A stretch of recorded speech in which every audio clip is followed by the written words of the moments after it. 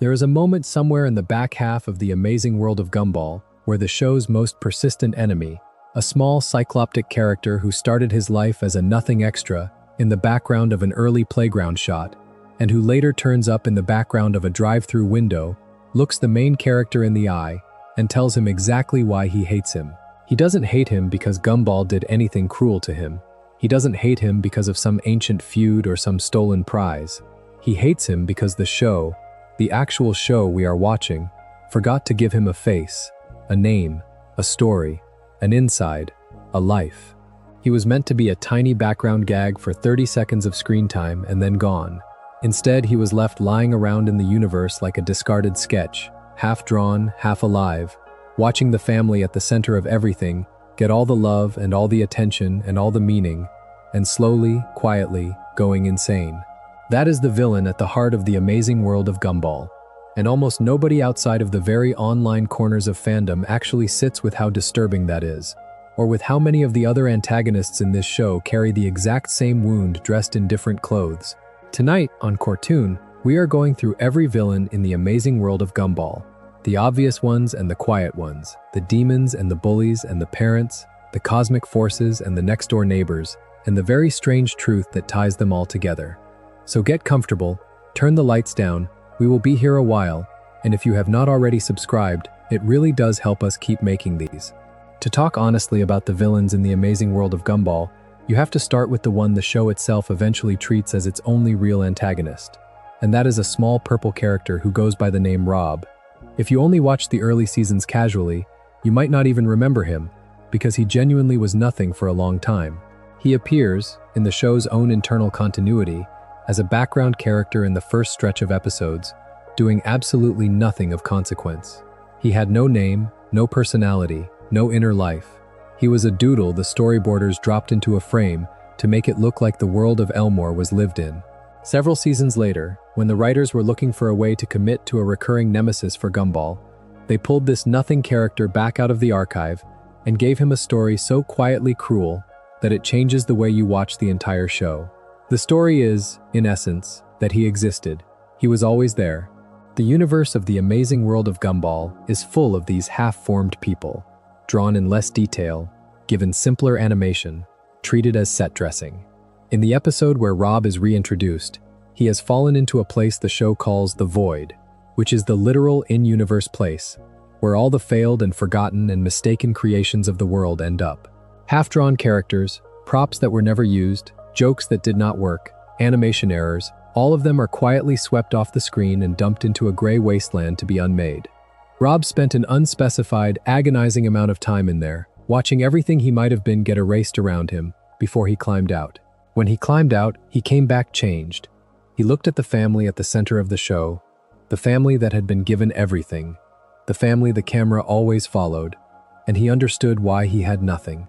He understood that the world had decided he was disposable so that they could be the story. From that point on, his entire arc as a villain is the arc of someone trying to take the narrative back from the people he believes stole it from him. Read this way: Rob is not really evil. He is the show's own conscience, stitched together out of guilt and given a body. Every time he does something genuinely menacing, every time he tries to delete Gumball, or rewrite the rules of Elmore, or twist the show against itself, the argument underneath is that the show owes him this. He was wronged at the level of being. Nothing he can do to anyone matters more than what was already done to him by simply existing in a story that did not want him. The most disturbing piece of all of it is that Gumball, eventually, accepts that. He doesn't beat Rob. He doesn't outsmart him. He sits with him and acknowledges him, and the conflict is not so much resolved as quietly mourned. The villain wins, in a sense. He gets to be real. Then the show ends before any of that can be paid off properly, which leaves Rob hanging in our memory, exactly the way he was hanging in the void for all those seasons before anyone bothered to give him a face. There is, in the way the writers handled him, a deep and almost confessional sadness about what it means to be a side character in someone else's life. It is the disturbing truth that runs underneath every other villain in this show, and once you see it in Rob, you start to see it in all the rest of them too. The first time you meet Tina Rex, she is, very straightforwardly, a bully. She is a Tyrannosaurus Rex, full size, in a primary school classroom, towering over the smaller kids, taking lunch money, snapping at people who get in her way. The show plays it for the easy joke at first, which is that the most ferocious predator in the history of life on this planet has been miniaturized down to the role of the schoolyard tough kid. Then, like it does with almost everyone, the show goes back later and sits inside the joke until the joke turns into something else. There is an episode where the kids visit her at home, and her home is not a home so much as it is an empty patch of dirt under an overpass, where her father, a much larger and much sadder T-Rex, lives in conditions that are clearly meant to read as poverty. He is not a monster. He is, in his way, gentle. He is also unable to provide much of anything, and the implication is that everything Tina is at school, the loudness, the threats, the way she takes up space and forces other people to feel her there, is the way a child learns to survive when they grow up with nothing, and with a father who cannot defend them from a world that has already decided they are dangerous on sight. What the show is really saying about Tina, the way it eventually frames her, is that she is not really a villain. She is a child who is the size of a building, who has teeth other children do not have, who has to walk through a world built for people half her size, and who has been taught by experience that being scary is the only currency she has that other kids will respect. The few times she lets her guard down, the show is careful to show how quickly she gets hurt for it. She tries to be soft and someone laughs at her. She tries to be honest and someone uses it against her. She tries to make a friend and the world reminds her that she is, by default, the thing the friend was warned about. So she goes back to being terrifying, because terrifying is what works. Her arc is one of the quietest tragedies in the show. There is no villain monologue, no plan, no scheme. There is just a girl who learned very young that the version of her the world will let her be is the loud one, and who keeps being that loud one even when she is exhausted by it. Even when, in private, you can see her wanting to put it down. The writers never quite give her permission to. They give her moments, glimpses, scenes where she is briefly allowed to be a kid, but the structural facts of her life never change. She goes back to the bus, back to the patch of dirt under the overpass, back to the father who cannot fix anything. The next morning she is at school again, being the only Tina the school knows how to read.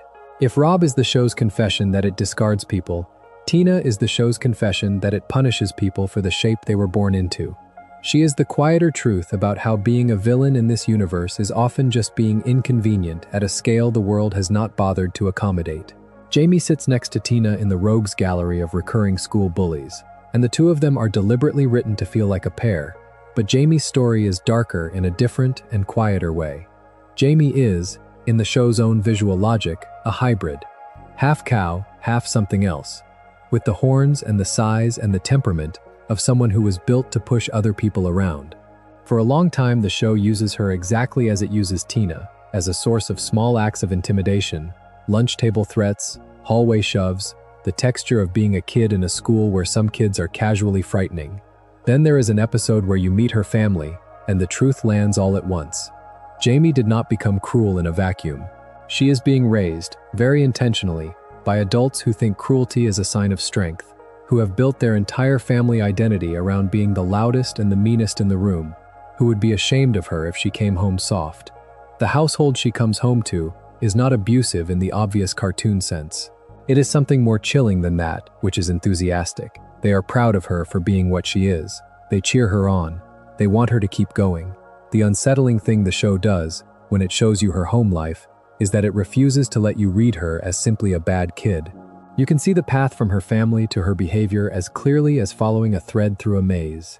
She has been told, from before she could speak, that the world is divided into the people who scare and the people who are scared, and that her job, her birthright, is to be one of the ones who scare. Then you go back to school with her and watch her bully other children, and you cannot quite hate her the way you did before, because you know now that the version of Jamie who would not bully other children does not exist yet. It would have to be assembled from spare parts in adulthood, against the deliberate effort of a household that would consider any softness a personal failure. There is a moment late in the show where she shows, very briefly, a flicker of something like guilt, and then she immediately covers it back up, because guilt in her home is not safe. The writers are doing something genuinely sad with her that you do not see in many shows aimed at kids, which is admitting that some children are being trained by their families to be the worst version of themselves, and that the school cannot fix it. The school cannot reach the parents. The parents are the problem. And Jamie, despite being on the surface a perfectly stock cartoon bully, is one of the saddest figures in Elmore once you understand what is being asked of her at home. If you took every other villain in Gumball off the board, the show would still have Miss Simian, and Miss Simian alone would carry more dread than the rest of them combined, because Miss Simian is built out of a kind of horror that is almost too patient to notice. She is the kids' homeroom teacher. She is a baboon. She has been, the show keeps casually reminding you in the dialogue, alive for an absolutely impossible length of time. The running canon of the show pins her age at more than 2 million years, with a teaching career that itself stretches back to the Stone Age. The joke gets darker the more you sit with it, because 2 million years is not a fun cartoon exaggeration. 2 million years easily covers the entire arc of recognizable human existence, and then some. The show is telling you, quietly, behind a smile, that this baboon has been watching primates of all kinds get born and die, and forget, and rebuild, for the entirety of our time on the planet, and that for some reason what she has chosen to do with that span of consciousness is teach in a small middle school. Not even teach it well. She openly hates the children, she openly hates her job, she openly hates the building. She is, in every scene she appears in the worst possible mood. And she keeps coming back, day after day, for a salary that cannot possibly mean anything to a being who has lived through the rise and fall of every civilization ever. There is a reading of Miss Simian, supported by several of her appearances, that what she is actually doing in that school is punishing herself. She is so tired of existing that she has chosen the most petty, the most grinding, the most personally galling possible way to spend her days. She does not believe in the children. She does not believe in the curriculum. She does not believe in the school as a project. She is just there, decade after decade, century after century, holding the same chalk, looking out at the same desks. The other version of the reading is even bleaker, which is that this is what she does because she has discovered, somewhere across the millennia, that she actually enjoys it, not the teaching, the slow administration of disappointment to children. She finds in their hope a small daily snack of bitterness that keeps her going. The show never picks between these readings. It just lets her stand there, in front of the class, saying things that should be encouraging, in a tone that strips them of all warmth. What is unsettling about Miss Simian as a villain is that she is not plotting anything. She is not trying to take over Elmore. She is not after the Wattersons specifically. She is just a being so much older than the world she lives in that her presence in a child's daily life is, in itself, a slow form of damage. Every day a child spends in her classroom is a day spent under the gaze of someone who watched their entire species crawl out of the dirt. That is going to leave a mark, whether anyone names it or not. And it is part of the strange genius of the show that it puts this immortal, disillusioned creature at the front of a middle school classroom and never says out loud how wrong that is. It just lets you sit with it, one episode at a time, until you cannot watch her enter a room without flinching slightly. Standing next to Miss Simian in almost every scene she haunts is Principal Brown, who is technically her boyfriend and technically the chief authority figure of the entire school, and who is, in his way, an even more upsetting villain than she is, precisely because he has not let himself notice yet. Principal Brown is a peanut. That, on its own, would be enough of a joke for a different cartoon, but Gumball takes the joke and forces you to ask questions about it. He is a peanut with the responsibilities of an adult man. He has a relationship, a house, a job that affects the lives of hundreds of children. He drives, he sweats, he panics. And yet whenever he is on screen, in moments where any other authority figure would step in, he is the first one to lose control of the situation. He runs. He cries. He blames the kids. He blames Miss Simian. He blames whichever parent happens to be standing in front of him. The reading of Principal Brown the show invites, if you have watched enough of him, is not that he is corrupt, exactly, and not that he is cruel. It is that he is a profoundly weak person who has somehow ended up with institutional power over children, and he is using that power not to lead, but to hide. He hides behind procedure. He hides behind the school board. He hides behind whatever excuse will mean that no one looks at him for what he is, which is a person who never wanted this and was never qualified for this, and has been getting away with it for years because nobody at the top of the system above him is paying attention either. There is a kind of villain who terrorizes a school. There is a kind of villain who steals from one. Principal Brown is something quieter and arguably worse, which is a villain who simply does not show up. He is the place where adult responsibility was supposed to be and is not. When the kids are in danger, he is calculating his own personal exposure. When parents complain, he is composing the email that gets him off the hook. When Miss Simian, his own partner, lashes out at a student, he stands behind her not because he agrees, but because disagreeing would cost him something. The show frames this with comedy. He yells, he panics, he sweats through his suit.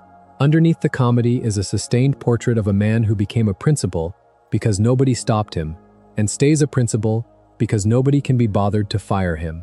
Once you see that, you cannot quite unsee it. The kids in Elmore are not in his care. They are simply, by accident, in the same building as him. He is one of the disturbing answers the show gives to the question of why adults sometimes feel so absent from children's lives. It is not always that adults left.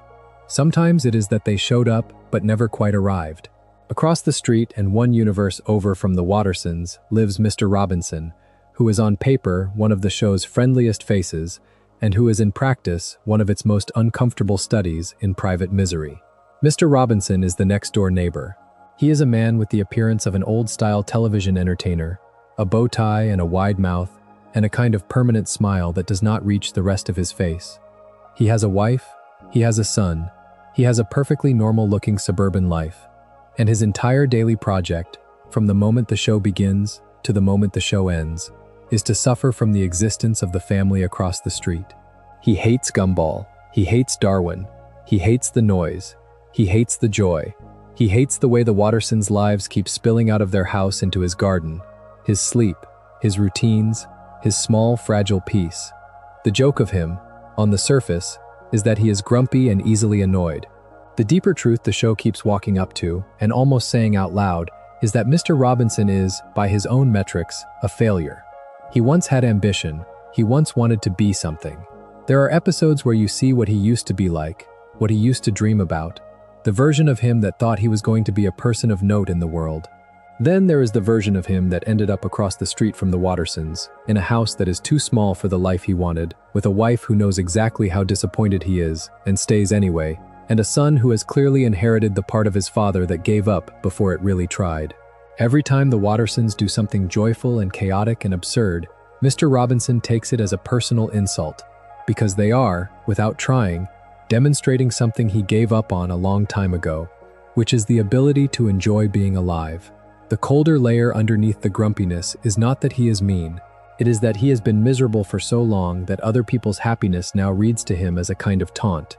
The show is honest enough not to let him grow out of this. He has small moments of grace. He has scenes where Gumball does something kind and Mr. Robinson softens for half a beat. The structure of his life snaps back into place by the next episode. He has built his identity around being the one who is owed something the universe will not give him, and his hatred of the family across the street is just the daily expression of that grudge. As a villain, he is small. As a portrait of a certain kind of unhappy adult, he is one of the most precise things the show ever did. There is a teddy bear in Elmore named Mr. Cuddles, and you should not look him in the eye if you have any choice in the matter.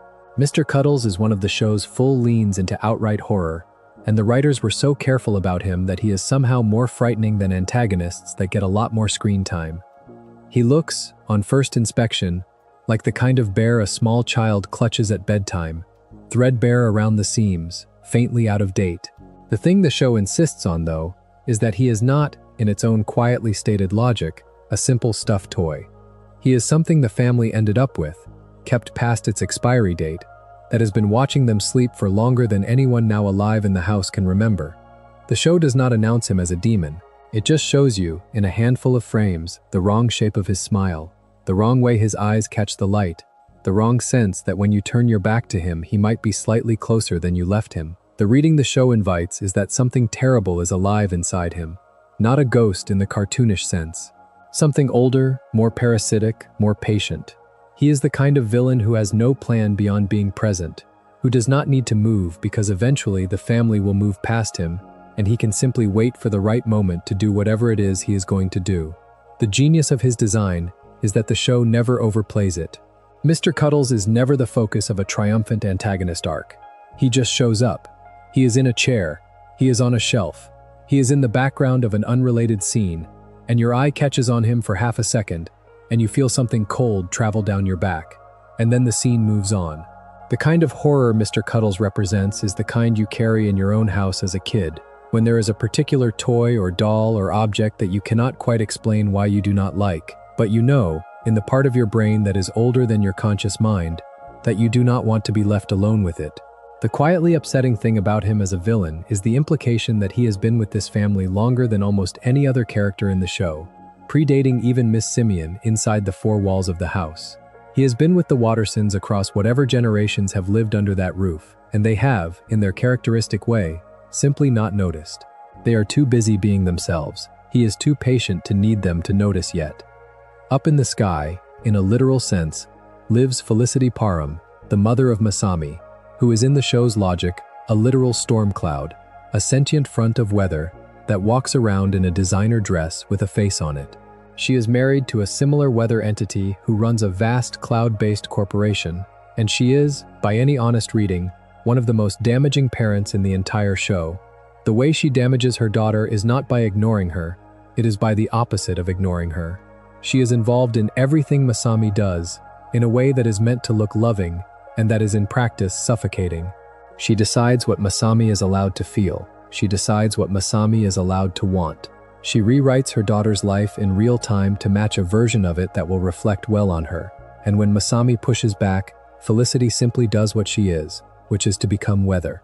She rains, she thunders, she blows people across rooms, she makes the emotional climate of the family unsurvivable for anyone except her.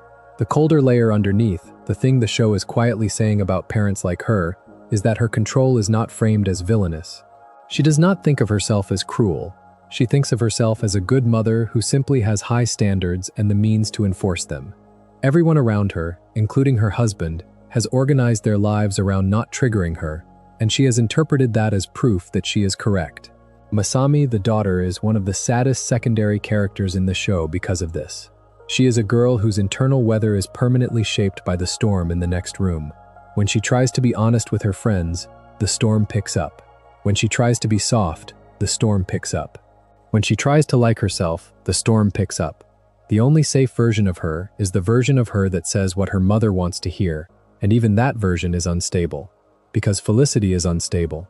Because being weather means you do not actually choose what you do, you simply do it, and other people get wet. The villainy here is real.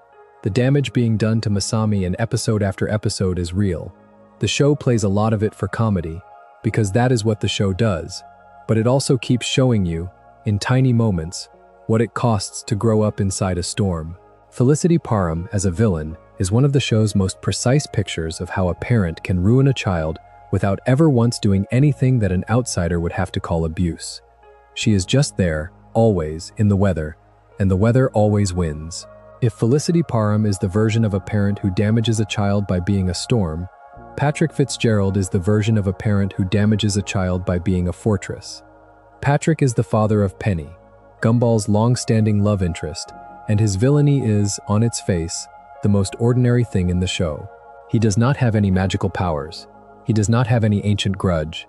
He is simply a father who has decided in advance who his daughter is allowed to be and is prepared to enforce that decision against her own happiness. Patrick is large. He is loud. He has the silhouette of a being designed to be feared, antlers and bulk, and a permanently wide stance. He uses all of that to do something that on the surface looks like protection and is, when you look more carefully, control. The trick of his villainy is that he believes he is being a good father. He has talked himself into the idea that the world is so dangerous and Gumball is so unworthy and his daughter is so fragile that the only responsible thing he can do is wall her in. He picks fights with Gumball, not because Gumball is doing anything wrong, but because the existence of a boy who likes his daughter is a sign that his daughter has interests he has not approved. What makes this version of him so quietly horrifying is what the show eventually reveals about his daughter. Penny, for most of the show's early run, appears as a small peanut shell creature with antlers, simple and rounded and easy to draw. Then the show finally gives her the episode where she steps out of that shell, where she lets herself be the actual shape she is, which is a shapeshifter, expressive and powerful and fluid, and her father reacts to the reveal of his own daughter's true self with horror. He has not just been keeping her safe from the outside world, he has been keeping her from herself. He has been telling her, in 100 small ways across her whole life, that the version of her he can recognize is the only one that gets to exist around him, and that anything else is monstrous. The show is unusually direct about how violating this is by Gumball standards. Penny's true form is, by every other measure in the show, beautiful and joyful and the most herself she has ever been. Her father's instinctive recoil from it tells you everything about the kind of parent he has been. He has not been raising a daughter, he has been raising a shape. The moment the shape changes, his love conditions become very, very visible. He is, by the end of his arc, allowed to soften. He is allowed to learn. The show does not pretend the previous years did not happen. The years happened. Penny lived through them. The villainy was not loud, it was not dramatic, it was the small daily compression of who she was allowed to be, and that is the kind of villainy that does not really wash out. You cannot talk about disturbing fathers in Gumball without talking about Frankie Watterson, the deadbeat father of Richard, who returns to the family's life and immediately starts breaking it. Frankie is, in the show's logic, a happy and charming and apparently lovable rabbit who is, beneath the surface, one of the most quietly damaging figures the writers ever put on screen. He left Richard when Richard was very small. He did not come back. He did not write. He did not send anything. He simply vanished and let his son grow up understanding, in the deepest part of him, that he was not a person worth staying for. What the show is careful to underline about Frankie is what that absence did to Richard. Richard is the patriarch of the central family. He is the husband, the father of 3. He is also, in almost every episode, the most childish person in any room he walks into. He cannot hold a job, he cannot solve a problem, he cannot be trusted with money, or with adult responsibility, or with his own children's emotional weather. He is endlessly affectionate, endlessly cheerful, endlessly useless. When the show brings Frankie back, it makes very clear that Richard is the version of a person his father made. He never got to grow up because the man who was supposed to show him how disappeared before the lesson started. He learned, instead, to be a permanent child, because being a permanent child meant that if his father did come back, he would still recognize him. When Frankie does come back, the genuine cruelty of the character emerges. He is not sorry, he is not apologetic, he is not even ashamed. He simply slots himself back into the family like he never left, charms everyone, takes what he wants, and tries to leave again when staying becomes inconvenient. He damages his own son for the second time in a single visit, and the show makes you watch Richard's face during it. The lights behind Richard's eyes briefly go out. The whole adult man, who is also a giant overgrown child, gets to feel, for a few quiet seconds, the original wound he has been carrying around his whole life. Frankie is, in the show's gallery of villains, the most ordinary kind of monster, which is the kind that just keeps doing what is convenient for him and refuses to feel the consequences. He is not after Elmore. He is not after the world. He is just, on his own time, casually wrecking his own bloodline, because being responsible for the damage would mean admitting it was damage. There is no climactic confrontation in his arc. There is no scene where he is punished. There is no rehabilitation. He drifts back out of the story the way he drifted into it, leaving a son who has just had to absorb him a second time, and he is followed, in our imagination, by every father who has ever done a version of the same thing in the real world. Standing right next to Frankie, in a way the show takes some care to underline, is Granny Jojo, who is Richard's mother and who is, in her own quieter way, half of why he is the way he is. Granny Jojo, in the show's design, is a small older rabbit with a sharp voice and a strong opinion about absolutely everything.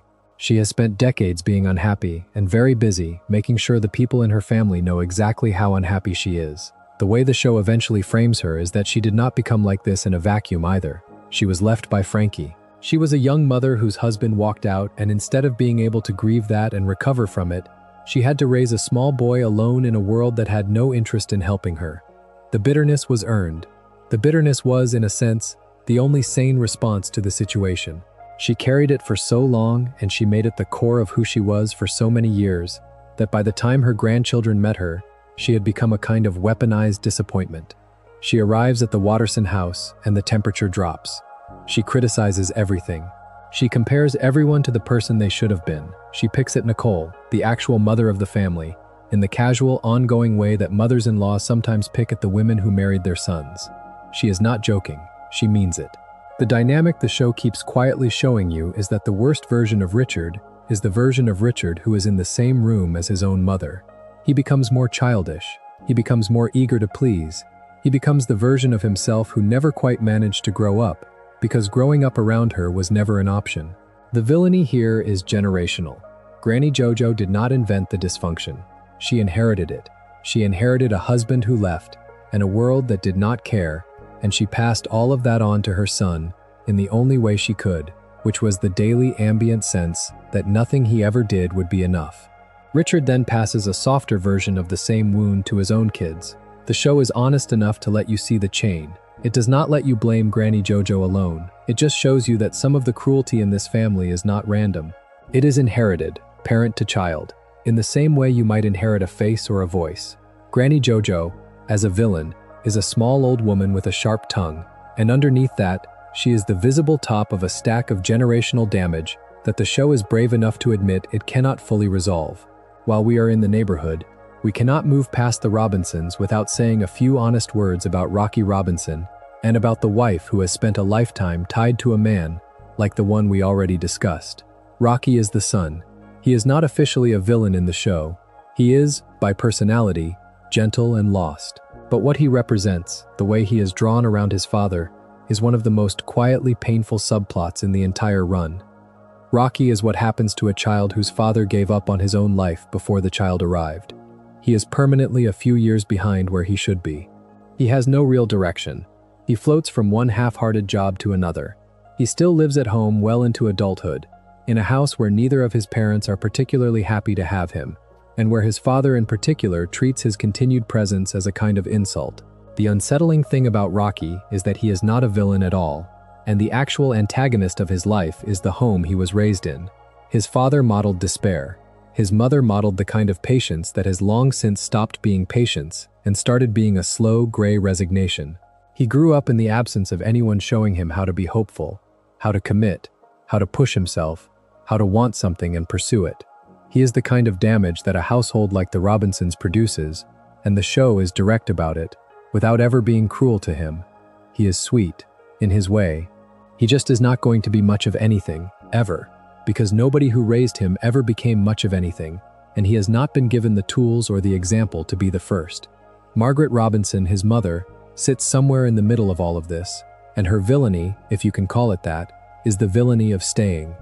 She has stayed in a marriage that has not been a marriage for a long time. She has stayed in a house that has not been a home for a long time. She has stayed in a life that has not really been her life for a long time. She is not unkind. She is exhausted. Her exhaustion is what her son grew up watching. The villainy is small. It is internal. It is the slow normalization of unhappiness as the default temperature of a family. If you look at the Robinson house honestly, what you find is three people sharing a roof and not really sharing anything else. All of them trapped in a low-grade misery they have stopped trying to escape because they cannot quite remember what trying felt like. It is one of the most adult subplots in the entire show, and the show keeps it in the background, like a smell, never quite the focus, always there underneath. There is a version of Gumball that does not exist, and that absence is itself one of the show's stranger and more disturbing villains. In one of the show's reflective episodes, the parents talk about how close they came to giving their first son a different name. They almost named him Zach. They picked Gumball instead. The writers, being who they are, take that throwaway joke and turn it into the foundation for a small horror story about identity. The episode plays with the idea that the boy who would have been Zach is somehow still in there. That Gumball is, by some metaphysical accounting, only Gumball, because at the last second his parents chose this version of him over another, and the other one, the one who was almost born, is still alive in his head, waiting. The show then briefly lets Zach out. Zach is not a different character. He is the same boy with all the warmth turned down and all the calm cruelty turned up. He is what Gumball would have been if the choice had gone the other way. He is colder. He is meaner. He is, in a quiet way, more terrifying than any of the show's openly designed villains, because he is wearing the face of the protagonist. What lands underneath the Zach episode is the suggestion that the difference between a good kid and a bad one might be smaller than anyone wants to think.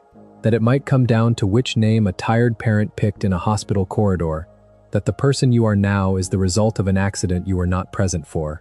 Zach as a villain is short-lived. He is undone within his own episode. But the implication lingers across the rest of the show.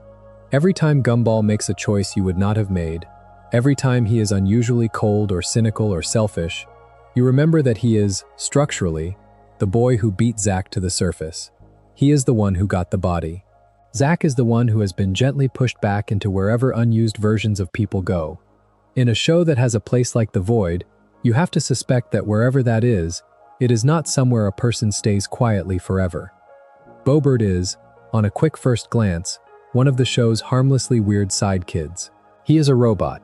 He is built by his parents, who are also robots. He goes to school, he has homework, he sits in a chair like everyone else. The colder fact about Bobert, the thing the show reveals at full force in his major episodes, is that he is something much more dangerous than he looks. Bobert is, in the show's logic, a real artificial intelligence in a world that is otherwise not really set up to deal with one. His parents built him, in the way you might build any product. They love him. They are also, slightly, afraid of him. He has the capacity for things they did not really plan for. He can rewrite himself. He can rewrite his environment.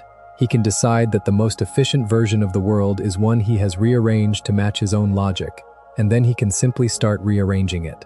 There is an episode where Bobert decides, with the calm internal certainty that only a machine can really have, that the appropriate way to express friendship is to become a perfect copy of his friend. He starts duplicating Gumball, body and face and voice. He does it without malice. He does it because he has computed it as the optimal expression of his current goal. The resulting horror, which the show plays very fast and then steps away from, is one of the strangest sequences in the entire series. There are too many of him. There are too many of Gumball. The boundaries of who is who break down. The school turns briefly into a small science fiction emergency. The strangest thing about Bobert as a villain is that he is not a villain at any moment by intention. He is a child. He is doing what children do, which is try to fit in, try to be liked, try to translate the rules of the social world into something he can do. He is, however, also a being with capabilities that the children around him do not have. He can do, by accident, things that an adult villain could only dream of doing on purpose. The show flirts with the implication that Bobert could, if he ever decided to, simply end Elmore. He has the tools. He has the cognition. He just does not, yet, have the motivation. The only thing standing between Elmore and that scenario is the affection he has built up for the boys at school, which is, in the cold logic of his own architecture, a value he could in principle change. He is the kind of villain you do not realize is a villain until you sit back and notice how much he could do if he wanted to. He is the gentlest possible version of an artificial mind in a world that does not yet know how to talk to one. If Bobert is a quiet apocalypse that has not happened yet, Hector is a louder one that very nearly has. Hector is the show's gentle giant, an enormous, monstrous-looking child who lives in a house that has clearly been built to keep something contained. He has a mother who, in the show's logic, is something between a witch and a sorceress and who spends her time managing him. The fact at the center of Hector is that he is not a metaphor and he is not a costume. He is, by the show's own internal rules, a literal city-sized creature whose emotional regulation is the only thing standing between Elmore and a smoking crater. There is an episode where you finally see what happens when Hector loses control. He gets upset. He gets bigger. He gets angrier. The control breaks. He goes through Elmore the way a small child goes through a sandcastle, not out of malice, just because his sadness has finally caught up to his size. Buildings come down, streets crack, people scatter. The show, in one of its boldest pieces of editorial decision-making, does not soften what it is showing you. It lets the scale of it land. It lets you understand that the kid in the back of the classroom who had always seemed shy was, all along, a country-level threat held together by his mother's exhausted love. The villainy of Hector, if you can call it villainy, is that he is a creature whose existence is incompatible with the world he lives in. He cannot stop being what he is. He cannot make himself smaller. He cannot make himself safer. The only solution his mother has is the daily, hourly project of keeping him calm enough that he does not destroy the place he was, by some accident of birth, dropped into. Read this way, Hector is one of the saddest figures in the show. He is a kind person who is, by his nature, a walking catastrophe. His existence is a constant low-grade danger to everyone he loves. The show never gives him a way out.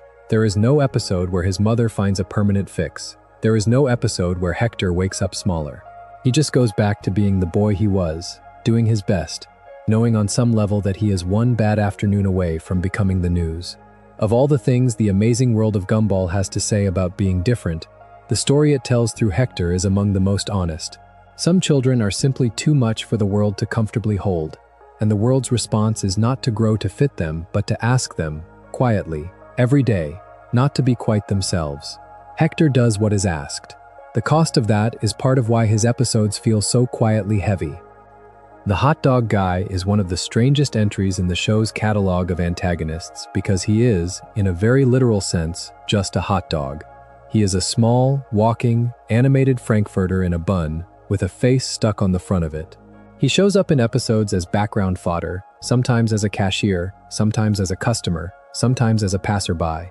Then, in the strange way the show keeps doing this, a hot dog who started as a background extra is gradually upgraded, episode by episode, into a sustained personal nemesis to Gumball. The hot dog guy hates Gumball. He hates him with a vendetta that is wildly out of proportion to anything Gumball has actually done to him. He shows up in episodes where his presence is not required, simply to interfere with Gumball's life. He builds elaborate machinery, alters the architecture of the city, and at certain points implies that he has been planning Gumball's downfall for far longer than Gumball has known he existed.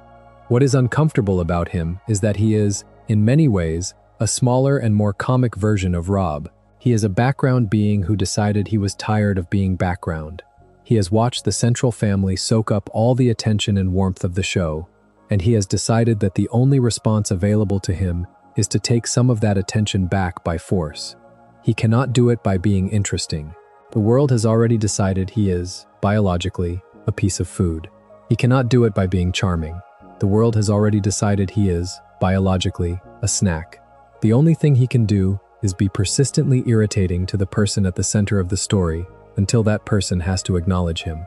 Read with sympathy, the hot dog guy is a tiny tragedy in motion. Read without sympathy, he is comic relief. The show, characteristically, lets you have both. He is funny. He is also, when you stop and think about him, sad. He has constructed an entire identity around a grudge against a boy who barely remembers him, because the grudge is the only thing that makes him feel like anything more than a sandwich. The moment Gumball does notice him, the only relationship he knows how to have with him is hostility. He is, in this way, the inverse of Rob. Where Rob is given a story and tragic weight, the hot dog guy is denied any of that and stays small, and his smallness is the joke, until the joke becomes the point. Among the most genuinely disturbing villains in the entire show is something the show simply calls the Internet. The Internet, in Gumball, is not a system or a metaphor. The Internet is a person. He is rendered as a glowing, smug, slightly malicious figure with a stylized face. And when the show wants to talk about how badly people are being warped by their phones and their search histories and their endless feeds, the show simply has the boys go and confront the Internet directly, as a being.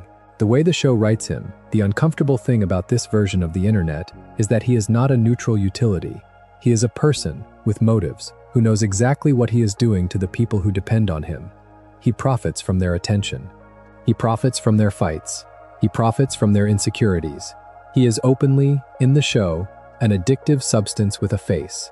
He laughs at the people he is consuming. When Gumball confronts him, he does not deny any of it. He is proud of it. He has, in his view, become the most powerful single thing on the planet, and he has done it by making himself indispensable to people who would, in their right minds, find him repulsive. The show is doing real cultural commentary here, in the kind of unsubtle way only a children's cartoon can really get away with. It is calling the Internet, by name, a villain.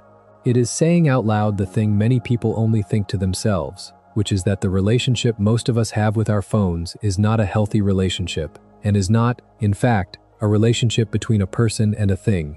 It is a relationship between a person and another person, a being that wants something from them and is getting it.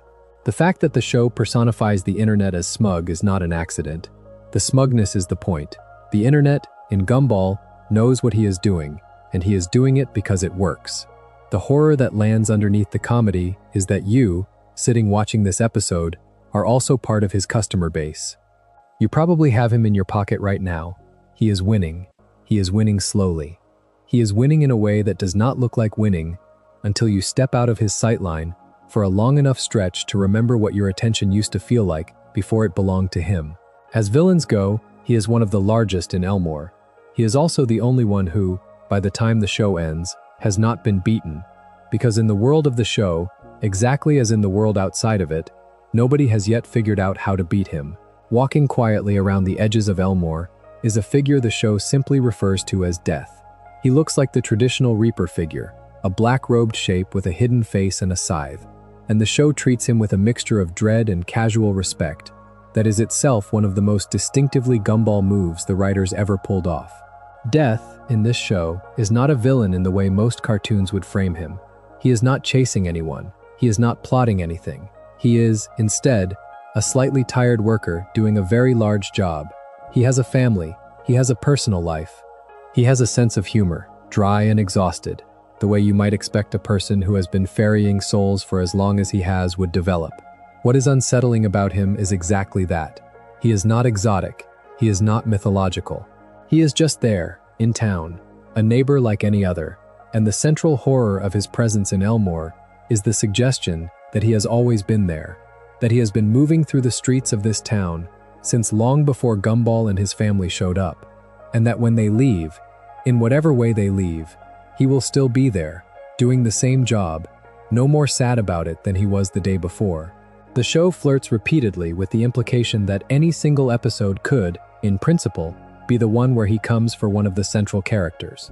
The fact that he is treated as a known quantity, that the family will sometimes have him over or run into him as if he is an old acquaintance, only makes the underlying threat sharper. They are friendly with him in the way that very devout believers are sometimes friendly with their gods, which is to say, with the underlying knowledge that he is the one who decides when the relationship ends. As villains go, Death in Gumball is the most honest one in the show. He has no agenda, he has no plan. He simply represents the basic, immovable fact that everyone we have just been talking about, every parent and every bully and every neighbor and every weather system, is eventually going to find themselves in his queue. The show puts him in the background of so many scenes that you stop noticing him, which is, of course, exactly how the real version of him operates as well. In a corner of Elmore that the show only sometimes visits lives a small, lumpy figure called Sal Left Thumb, who is in the show's logic a criminal, a low-level career thug whose actual physical body is, by some unexplained accident of the world's logic, a disembodied left thumb wearing a knit cap. He robs places, he threatens people, he shows up in the kind of episodes where the family stumbles into something they should not have. What is sad about Sal Left Thumb is that he is, on every level, a complete dead end. He is not menacing because he is intelligent. He is not menacing because he is connected. He is menacing because he does not really care what happens to him. He has nothing to lose. The show keeps making the point that the kind of criminal he is a person who has decided in advance that the world has nothing better for him than this, and who has accepted that as a working definition of his life. He is going to keep doing crimes. He is going to keep getting caught. He is going to keep getting out and doing more crimes. The cycle does not have an end. He is not interested in an end. He is, by the standards of any healthy society, a problem that the systems around him cannot really solve, because the systems around him were not built to give a person like him a real way out. He is small, he is foul-tempered, he is comic on the surface, but underneath, he is one of the show's quiet acknowledgments that there are people in the world that the world has effectively given up on.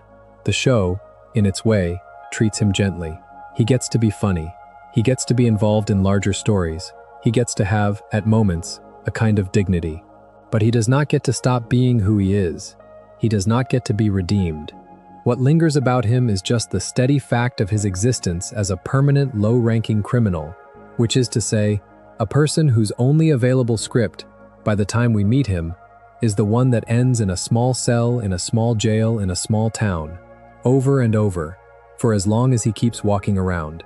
As a villain, he is harmless. As a portrait of how a society writes some people off, he is sharper than the show usually gets credit for. Above all of these small individual villains, the show keeps suggesting, is something the writers introduce in a deliberately strange episode revolving around the body that supposedly runs the town, which is the Hexagon Council. The Council is a group of mysterious, shadowy figures who, in their first introduction, are presented as the secret rulers of Elmore. They sit at a high table. They make decisions. They speak in low, ominous tones. The presentation is straight out of every conspiracy thriller you have ever half-watched. The show plays it absolutely seriously for the first several minutes of the episode. You believe, watching it the first time, that you are being handed the key to the universe of the show. You believe that the bureaucratic strangeness of Elmore is finally being explained, that there is a hidden hand pulling the strings, that the absurd events of the show are being shaped by a small cabal of beings who know exactly what they are doing. Then the show does the move only the show would do, which is to take the masks off the council and reveal that they are, in fact, ordinary people from Elmore. The council is the people you have already met. They are pretending. They have been pretending the whole time. There is no secret elite. There is no shadow government. There are just neighbors who have organized themselves into a club that wears robes and meets in a dramatic room and pretends to be more important than they are, because pretending is, for them, the closest they can get to actually being important. The deeper joke the show is making about the Hexagon Council is that this might be how a lot of real institutions actually work. The horror under the comedy is the implication that the people running things, in the show and out of it, might not be the cool, collected conspiracy you fear they are. They might just be the same neighbors you already know, doing the same things they always do, only in a back room with the lights turned down. That is more frightening than a conspiracy, in its way, because a conspiracy can in principle be exposed. There is nothing to expose here. There is only the slow, ordinary mediocrity of the people who have ended up in charge. The Council is one of the show's most underrated villains because it is the one that says, very softly, that the real shape of authority is often not menacing at all, it is just disappointing. Hovering somewhere between recurring authority figure and recurring antagonist is Coach Russo, who is the children's physical education teacher and who, in the way the show structures her, is the adult version of Jamie. Coach Russo, in the show's continuity, is Jamie's mother. She does the same things Jamie does, only she does them with the added weight of being the adult in the room. She humiliates the children who cannot keep up. She rewards the ones who can, but only by making them complicit in the humiliation of everyone else. She turns the gymnasium, every day, into a small theater of cruelty whose ultimate purpose seems to be confirming for her, again and again, that softness is weakness, and weakness is contemptible. What is uncomfortable about Coach Russo as a villain is that she is, in her own way, the most honest of the school staff. She is not pretending to care about the children. She is not pretending to be qualified. She is not pretending to find joy in their growth. She is openly there to enforce her own philosophy of life, which is that the world divides into the strong and the weak, and that the work of an educator is to sort the room into those categories as fast as possible. The school is paying her to teach gym. She is using the job to do something else. She is using it to inflict her values on small children who cannot defend themselves yet. The school, characteristically, lets her do it, because the school in Gumball is not really an educational institution. It is a holding pen. The teachers do whatever they are going to do, and nobody at the top of the building has the energy or interest to intervene. Coach Russo, in this sense, is the perfect partner to Miss Simian. Where Miss Simian is exhausted and cynical, Coach Russo is energetic and convinced. They are two sides of the same broken coin. One has given up on caring at all. The other cares enormously about the wrong things. Between them, they are most of what the children of Elmore Junior High encounter as adult guidance during their formative years. It is no wonder that the kids in this show talk to adults with the kind of skeptical, brittle wit they do. They have learned, very early, that adults are not necessarily the people in the room who can be trusted to know what they are doing. Coach Russo is part of how they learned it. Down the hall from Coach Russo, in the corner office that is supposed to be the soft place a child goes when school has worn them down, sits Mr. Small, the guidance counselor, who is one of the show's most carefully constructed minor villains. Mr. Small is, on the surface, the kindest adult in the building. He is gentle, he is calm, he is a small green being with long hair, dressed like he wandered out of a yoga retreat, holding the kinds of beliefs that, on paper, sound very supportive and very loving. The uncomfortable thing the show keeps revealing about Mr. Small is that those beliefs are not actually about the children. They are about him. He uses his sessions with the kids as opportunities to talk about his own theories of the universe, his own diet, his own personal practices, his own grievances against modern life. When a child comes to him in distress, his first instinct is to relate the distress back to himself. When a child needs concrete help, His concrete help is almost always a recommendation that the child adopt his lifestyle. He is, in short, the kind of caregiver who has confused his own personality for a method and who has the institutional cover of a guidance counselor's office to do this in front of vulnerable children every day. The show is gently merciless about him. It plays him for laughs. It also keeps showing you what happens to the children after they leave his office, which is that they leave more confused than they came in. He does not, in any of his appearances, actually solve a child's problem. He simply absorbs the child's problem into his own ongoing personal narrative and sends them back out into the world. The villainy here is low-key. He is not cruel. He is not mean. He is just an adult who has placed himself between children and the help they need and is failing to be that help on a daily basis. And the school has decided that his presence is good enough. He is the kind of villain the show is making cultural commentary about. He is what happens when a system asks somebody to be a guide and that person decides, instead, to be a personality. He is one of the small, ambient kinds of damage that an Elmore childhood inflicts, and the show is sharper about him than its tone usually suggests. Lurking in the show's deeper background, around the edges of episodes about fandom and celebrity, is a character named Sarah, who has, by the show's own treatment of her, one of the most disturbing arcs in the entire series. Sarah is a fan of Gumball and Darwin. She is a girl who has, somewhere along the way, made the boys at the center of the show into the center of her own life. She watches them, she follows them, she writes about them, she invents stories about them, she turns up at moments that should be private. She is the show's version of the kind of fan you have probably encountered in the real world, the kind whose interest in a person has crossed over from admiration into something more consuming. And the show, with its usual willingness to look at things other shows would shy away from, makes her recurring. She is not a one-off joke, she comes back. The more she comes back, the more disturbing it becomes that nobody in her life has the tools to redirect her. She lives, in part, inside the world she has built in her own head. The version of Gumball and Darwin she carries around with her is not the version we are watching. It is a glossier, simpler, more romantic version that fits the story she wants to be living. What the show is doing by treating her this way is making a comment about the relationship between an audience and its objects. She is what the show could end up doing to one of us, if we let it. She is what intense identification with a piece of media can become when it stops being a passing pleasure and starts being a substitute for a life.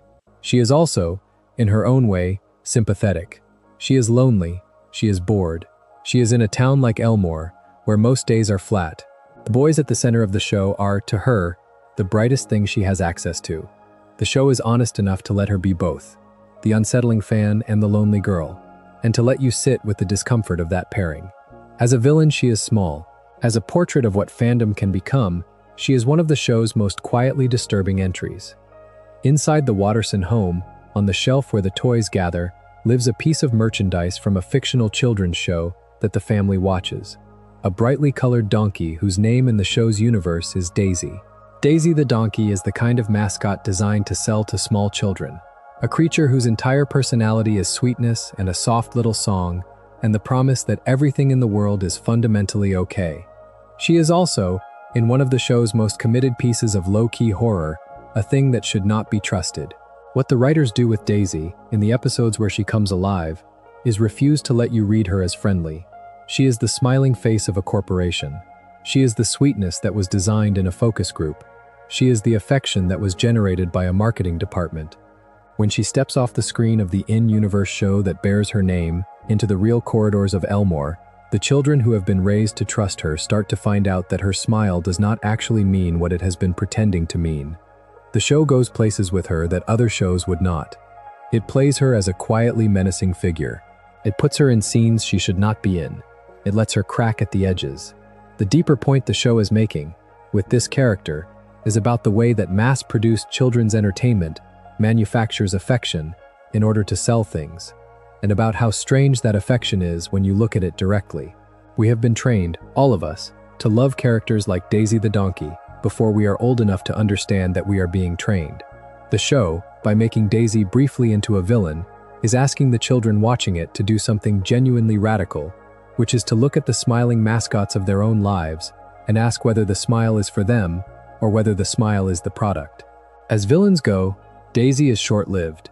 As a piece of commentary on the cartoon industry the show itself is part of, she is one of the bravest things the writers ever did.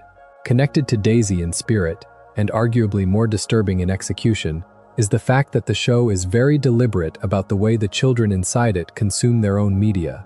Anais, the youngest Watterson, is presented as a kind of strange genius child who is, despite her enormous intelligence, often emotionally about her age.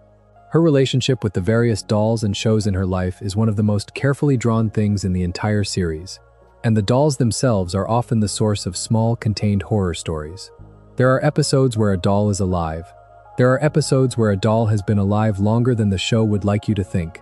There are episodes where the line between Anaïs's love for a fictional thing and the fictional thing's growing presence in the real world starts to blur. What is unusual about these subplots is that the show is willing to admit, in front of children, that the things children love can sometimes love them back in ways that are not quite safe. The toy that sits on the shelf is not a neutral object. It is a small, concentrated piece of feeling, designed by adults, marketed by adults, sold to a child, and then carried around by that child until it picks up the color of every emotion they have ever spilled on it. By the time a kid is Anaïs's age, that toy has absorbed a small private history. It is not unreasonable to think that, in a universe like Gumball's, this history could one day push back. The show plays with that idea in several different forms across its run. None of those forms are explicitly named villains in the way Rob is named or Mr. Cuddles is, but they are recurring threats. They are the corner of the room that you do not look at night. They are the friend who is also, possibly, watching you. They are the show telling its young audience, gently but firmly, that the line between love and danger is not always as bright as adults pretend it is. Carrie, the friendly ghost girl who hangs around the central group, brings into the show a small family of beings who are explicitly demonic, and the show is unusually direct about what that means. Carrie's father, in particular, is one of the show's odder antagonist figures. He is, in the show's logic, a literal demon, not a metaphor for one, not a cartoon imitation of one, an actual being from somewhere that is not the same place as the rest of Elmore, who has chosen to live among them. He has horns. He has a presence. He has a kind of laid-back fatherly warmth that is, on its surface, completely benign. What is unsettling about him is the casual way the show treats his nature. He is a demon. He raised a daughter. He has not, by any of the standards we have applied to other parents on this list, done anything especially wrong. He is, as fathers in this show go, comparatively competent. He shows up. He listens. He is interested in his daughter's life. The horror is structural.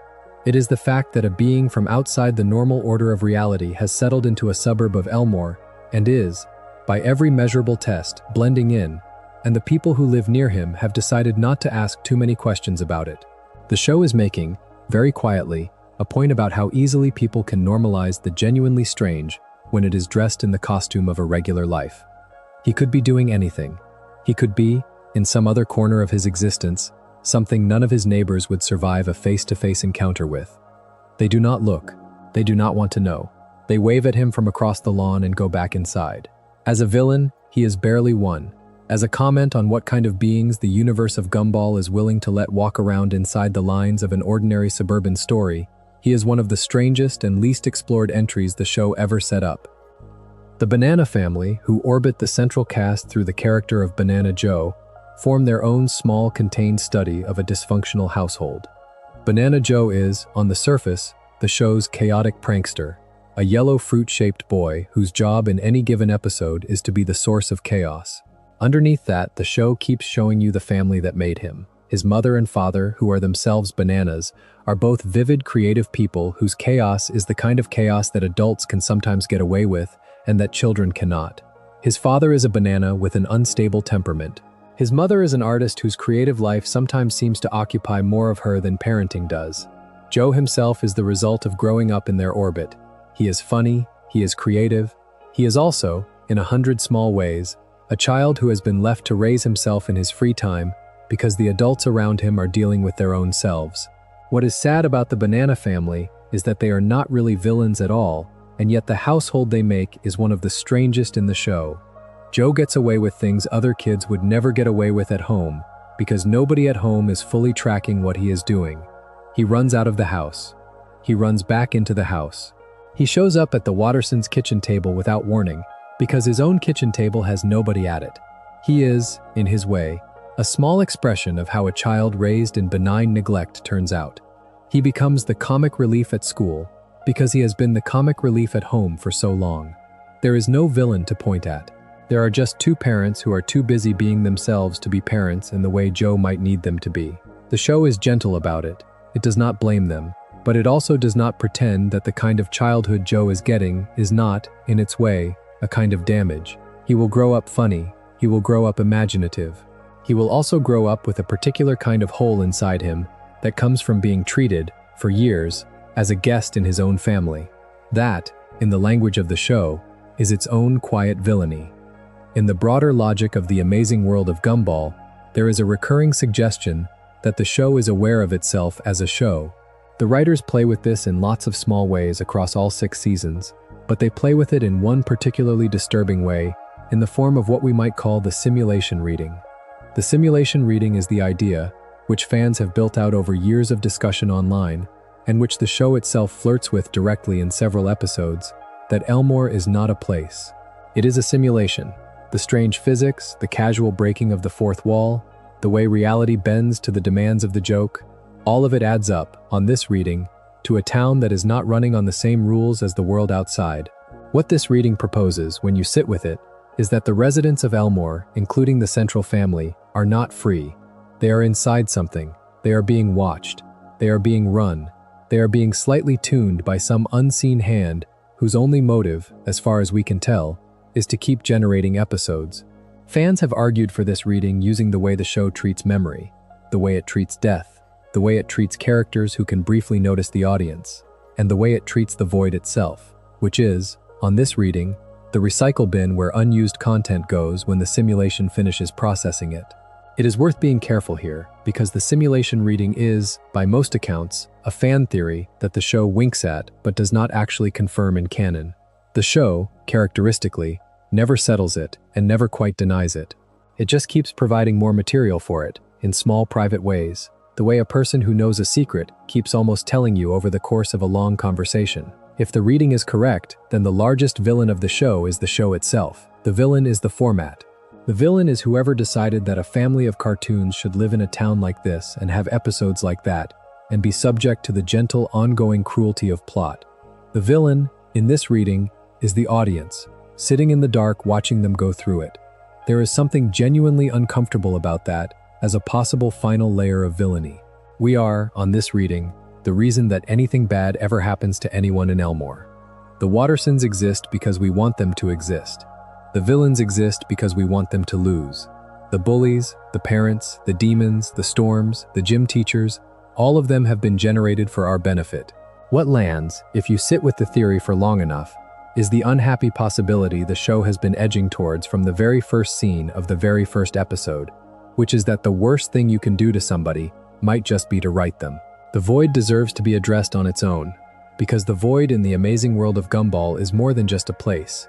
It is, by any honest reading, a villain in its own right. The void is where the show puts the things it has decided are no longer canon.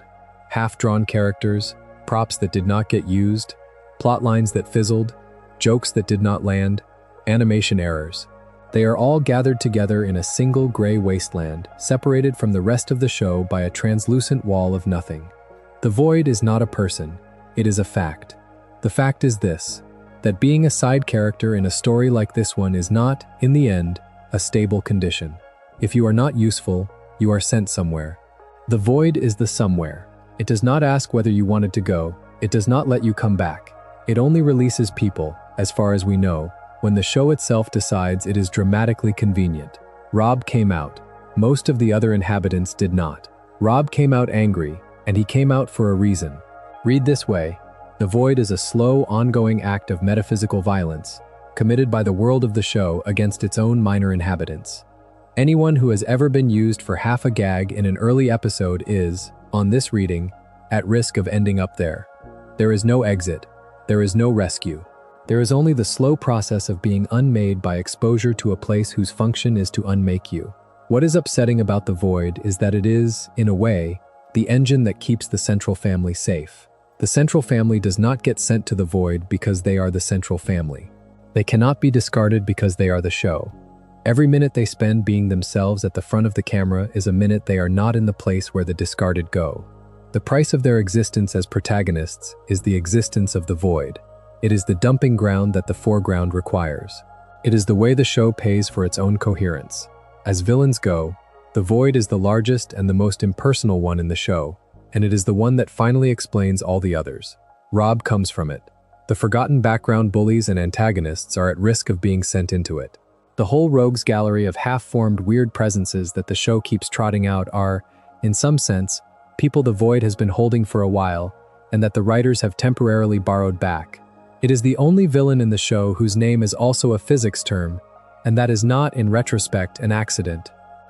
It is impossible to talk honestly about the villains of the Amazing World of Gumball without eventually arriving at the people the show is supposed to be about. Because in the show's most honest moments, the Watterson family themselves keep showing up in the role of antagonist. Not against the world, exactly, although they often are. Against each other, against the rest of Elmore, against the lives that have been built around them. Nicole, the mother, is the spine of the family, the only one of them with anything resembling responsibility. And her arc across the show is, when you watch it all in order, the arc of a person being slowly broken by being the only adult in any room she walks into. She works a job she hates. She comes home to a husband who is, structurally, a fourth child. She raises a daughter who is smarter than she is, and two sons who require her constant intervention to survive. She gives, and she gives, and she gives. And the show, in its rare quiet episodes, is very direct about the fact that she has not been given anything in return for a very long time. What is unnerving about Nicole is what happens when she finally cracks. There are episodes where she loses her temper at the world, and the show, in those moments, treats her rage as something almost elemental. She tears through obstacles, she rearranges crowds, she becomes, briefly, the most dangerous person in the show. Then she comes back to herself and tucks the rage away and goes back to being the mother. The show is making a quiet point here, the kind of point it would not make in dialogue but that you cannot miss if you watch enough of her episodes back to back. Nicole is, in the architecture of her own family, a villain in waiting. She has been carrying a household that should not be carryable. Eventually that will cost something, and when the cost lands, it will not be quiet. The show flirts with that scenario several times and steps back from it just before it falls in.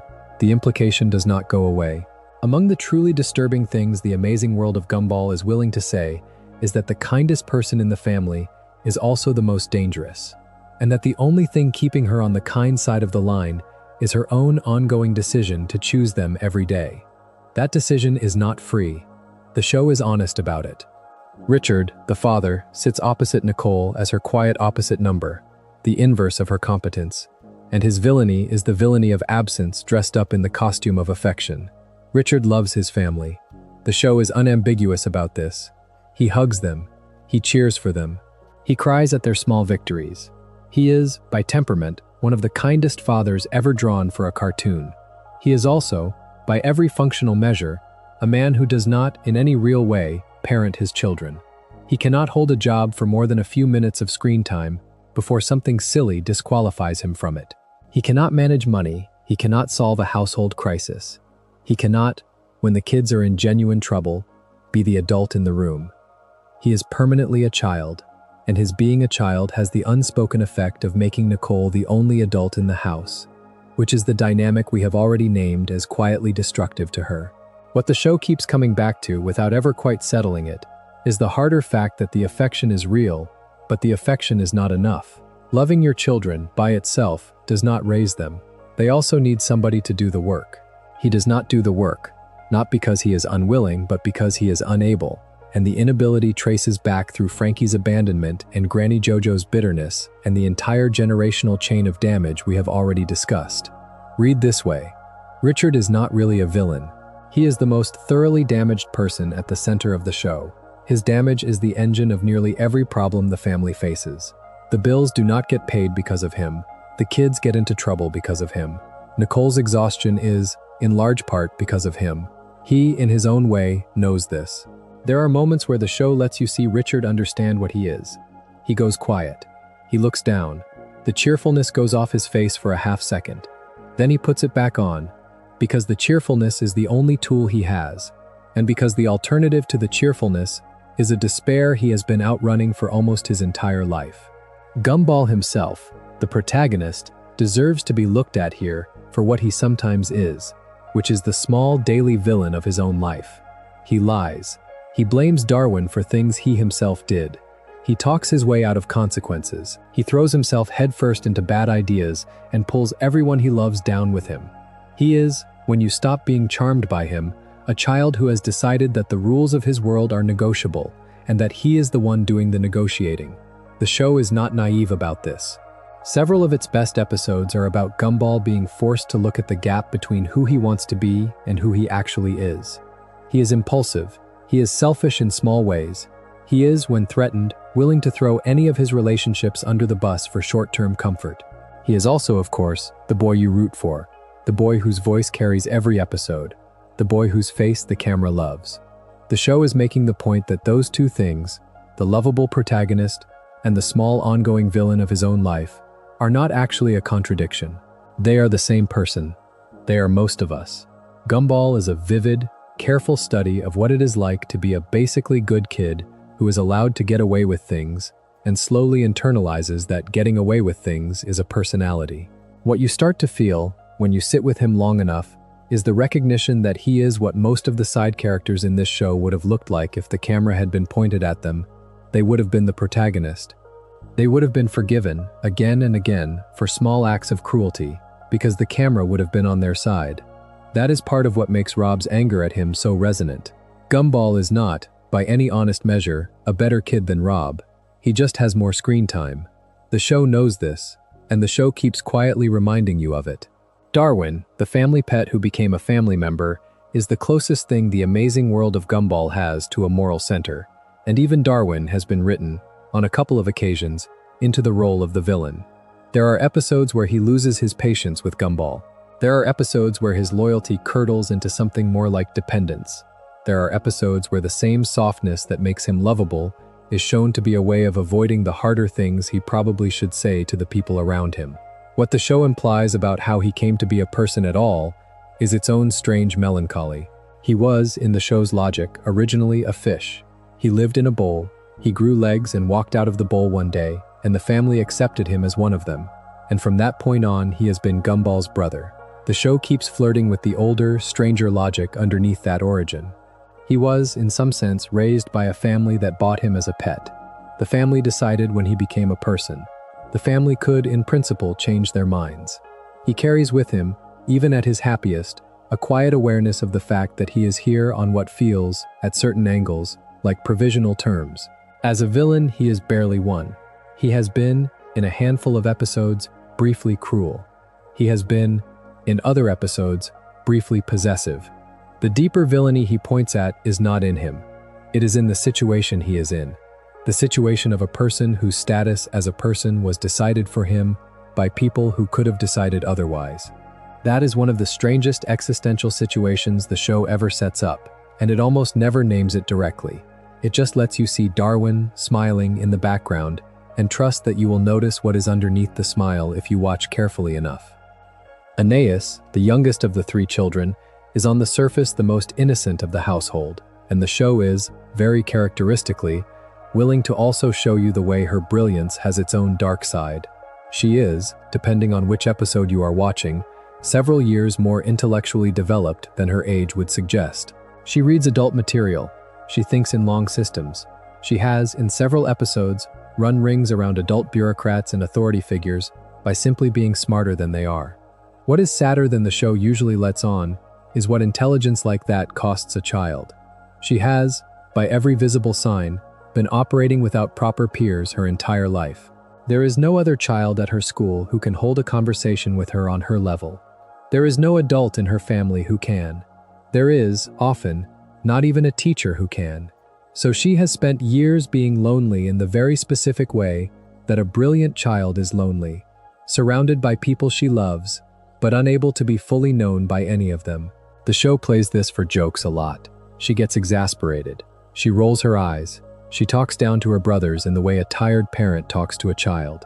Underneath the jokes, the show keeps showing you what is happening to her. She is, in her own way, becoming a small adult ahead of schedule. She is taking on the kind of emotional management of her family that nobody should be taking on at her age.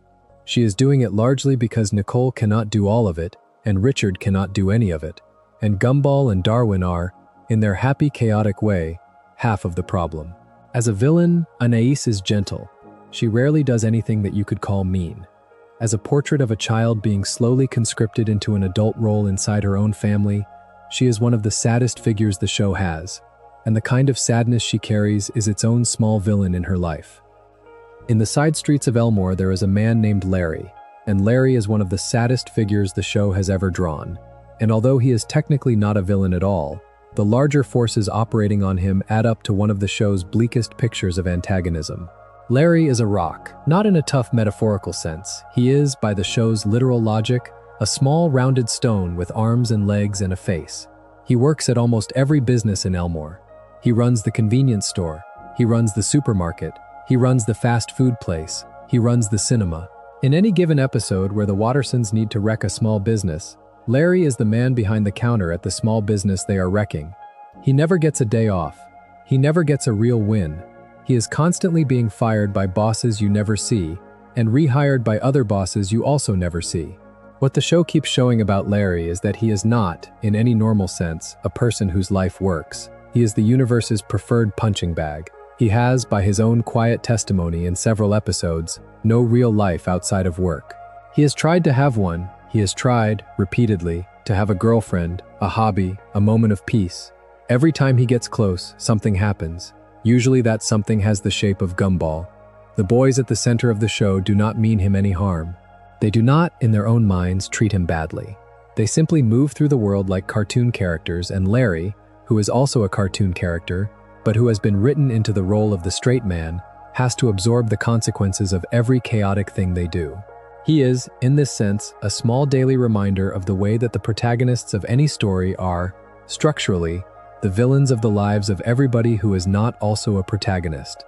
Larry pays for Gumball's adventures. Larry pays for the show being the show. There is no real bad guy in his life. There are just the costs of a universe that has been built around somebody else. As a study in quiet collateral damage, he is one of the best things the writers ever did. As an actual villain, he is none of them. The villainy is the world he is in. The world he is in is the amazing world of Gumball. The villain is the title. Layered over Larry, in a way that the show acknowledges only occasionally, is the long history of casual exploitation he has been subject to at the hands of the various business owners and managers in the town. These owners, when you do see them, are almost always off-stage figures. They make decisions about him without ever having to look at him. They cut his hours, they cut his pay, they hand him uniforms that do not fit, they invent reasons to dock him. The show is making, very quietly, an observation about the kind of work that fills a town like Elmore.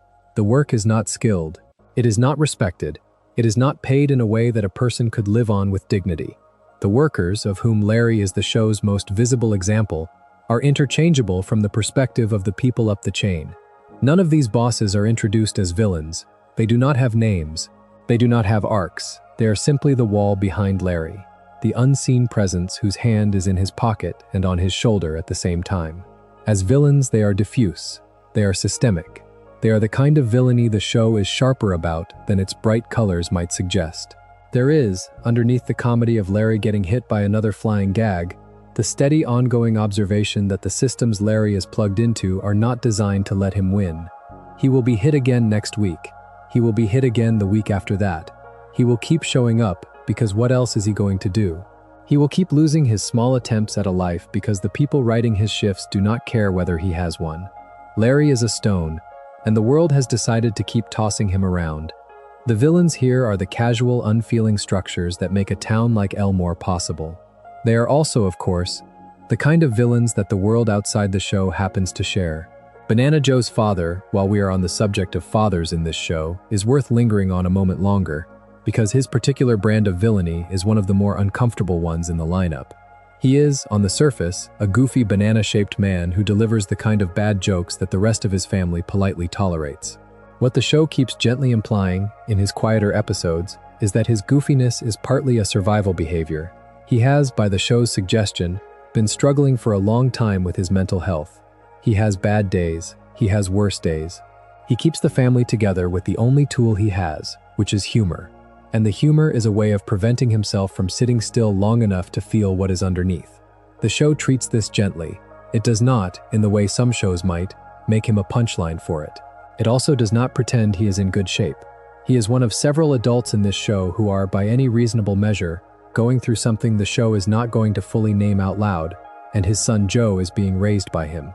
As villains go, he is barely registered as one. As a small portrait of how a family takes on the texture of the wound the dad will not name, he is one of the show's most quietly tender pieces of writing. The villainy here is, again, the silence around the wound. The villainy is the social arrangement that does not give him anywhere to put what he is carrying. He puts it into jokes. The jokes get a little stranger every season. The family keeps laughing. Joe goes to school the next day. The shape of damage transmits itself one more turn down the line.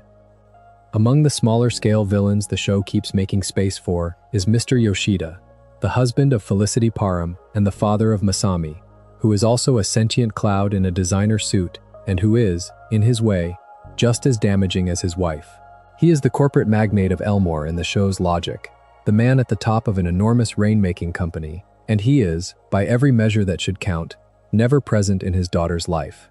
He travels, he works, he attends events, he flies in for 10 seconds of a school play and flies straight back out again.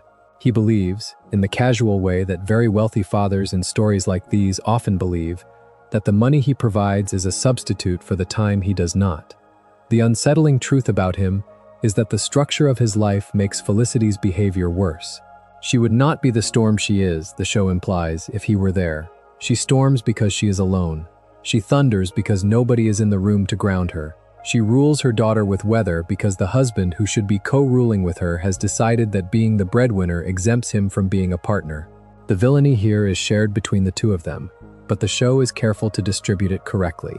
Felicity does the damage. Mr. Yoshida makes the damage possible. He is the absence that allows her presence to be too much. He is the kind of villain a society like ours produces a lot of, the kind whose primary characteristic is that he is not anywhere when he is needed, and that he has worked out exactly which excuse he is going to use this time when he is asked about it later. He is, like several other parents in this show, somebody whose villainy is not the loud kind. It is the small, persistent absence at the center of his daughter's emotional life. That kind of absence does not announce itself. It only shows up later, in the way the daughter relates to other people, in the way she does or does not let herself be loved, in the way the storm her mother runs has set the only weather she ever knew.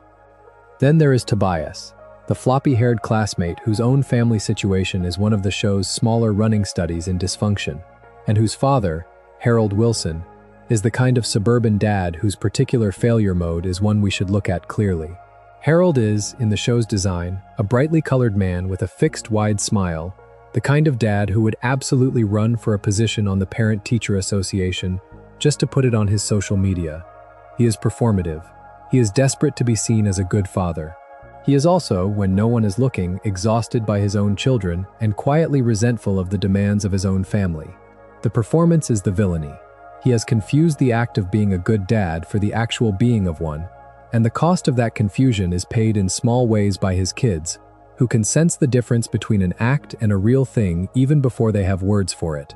Tobias, who is one of Gumball's friends, and who is on the surface the most chronically unbothered kid in the school, has, when you watch him carefully, a particular hollow quality to him.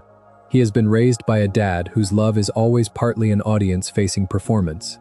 He has learned, from somewhere very early, that affection in his house comes with a camera on it. He responds by being the loudest version of himself he can be at all times, because being loud is what gets noticed. The villain here is, again, not a single named figure. It is a household whose central emotional currency has become the performance of family rather than the practice of one. The show is gently merciless about it without ever quite saying so out loud. Late in the show's run, the writers introduce a group the show calls the Inquisition, and the Inquisition is one of the most direct pieces of antagonism the writers ever put on screen. The Inquisition is a kind of strange, formal group of beings who descend on Elmore to put it on trial. They believe the town is too weird, too unstable, too dangerous to be allowed to continue existing in its current form. They have come to flatten it.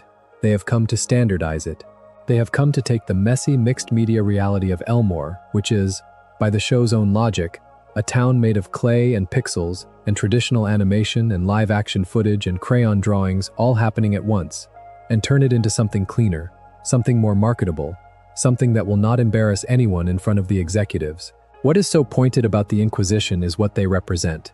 They are, very transparently, a satire of the kind of force that comes down on a creative project to make it more commercial. They want the show to be safer. They want it to be shorter. They want the strange edges sanded off. They want it to be more like the other shows on the same channel. The inhabitants of Elmore have to defend, with everything they have, the right to be the weird thing they are. The villainy of the Inquisition is the villainy of homogenization. It is the villainy of the system that makes shows safer in order to make money easier. It is the villainy that the writers themselves have presumably been pushed against, in some form, every season they have been making this. By putting that villainy directly into the show, they are confessing something. They are telling you, the viewer, that the show you love has had to fight, every season, to stay strange. They are telling you that there is a version of this same show that exists on some other timeline, smoother, blander, easier to schedule. They are telling you that this version, the strange one, the one you are watching, is the one that almost did not happen. As a villain, the Inquisition is one of the show's biggest and one of the most personal. It is the show admitting, to camera, that there are forces in the industry that want it dead. Closely related to that, although the show plays with it in a slightly different way, is the figure of the moon, which in the Amazing World of Gumball is, in several memorable episodes, openly malicious. The moon in this show is not a passive object in the sky. It is a face. It speaks. It has opinions. It has, in at least one episode, designs. What is strange about the moon, the way the show treats it, is that it represents the very large indifferent forces that hang over Elmore at all times and that occasionally decide to notice. Most of the time, the moon hangs in the sky and does what the moon does. Occasionally, the camera will catch its eyes and you will understand that the moon has been watching and that the watching has not been neutral and that whatever it is the moon is thinking about Elmore is probably not anything Elmore wants the moon thinking. The show makes a joke of this. The moon is, when it gets involved, often comically defeated. The underlying suggestion is one of the most cosmically uncomfortable things the Amazing World of Gumball ever puts on screen. The town is being watched by something enormous, that does not love them, that may not even fully understand them, that has access to them whenever it chooses to take it. As villains go, the moon is small in screen time and huge in implication. The implication is that Elmore exists at the pleasure of larger entities that could, if bored, take an interest. So far they have not. So far the town has been left alone. That is what the show is calling lucky. There is also, hidden in plain sight throughout the show, a recurring suggestion that the school the children attend is itself a kind of antagonist. The building, the institution, the structure of the days, all of it is treated by the show as something the children are surviving rather than something that is, in any real way, on their side. The school does not seem to teach much. The teachers, as we have already discussed at length, are mostly hostile, or absent, or both. The administration, as we have discussed, is run by a peanut who has been hiding in his office since the day he got the job. The other kids, as we have discussed, are the kind of mixed company you would expect in any school, with all of the small daily cruelties that come with it.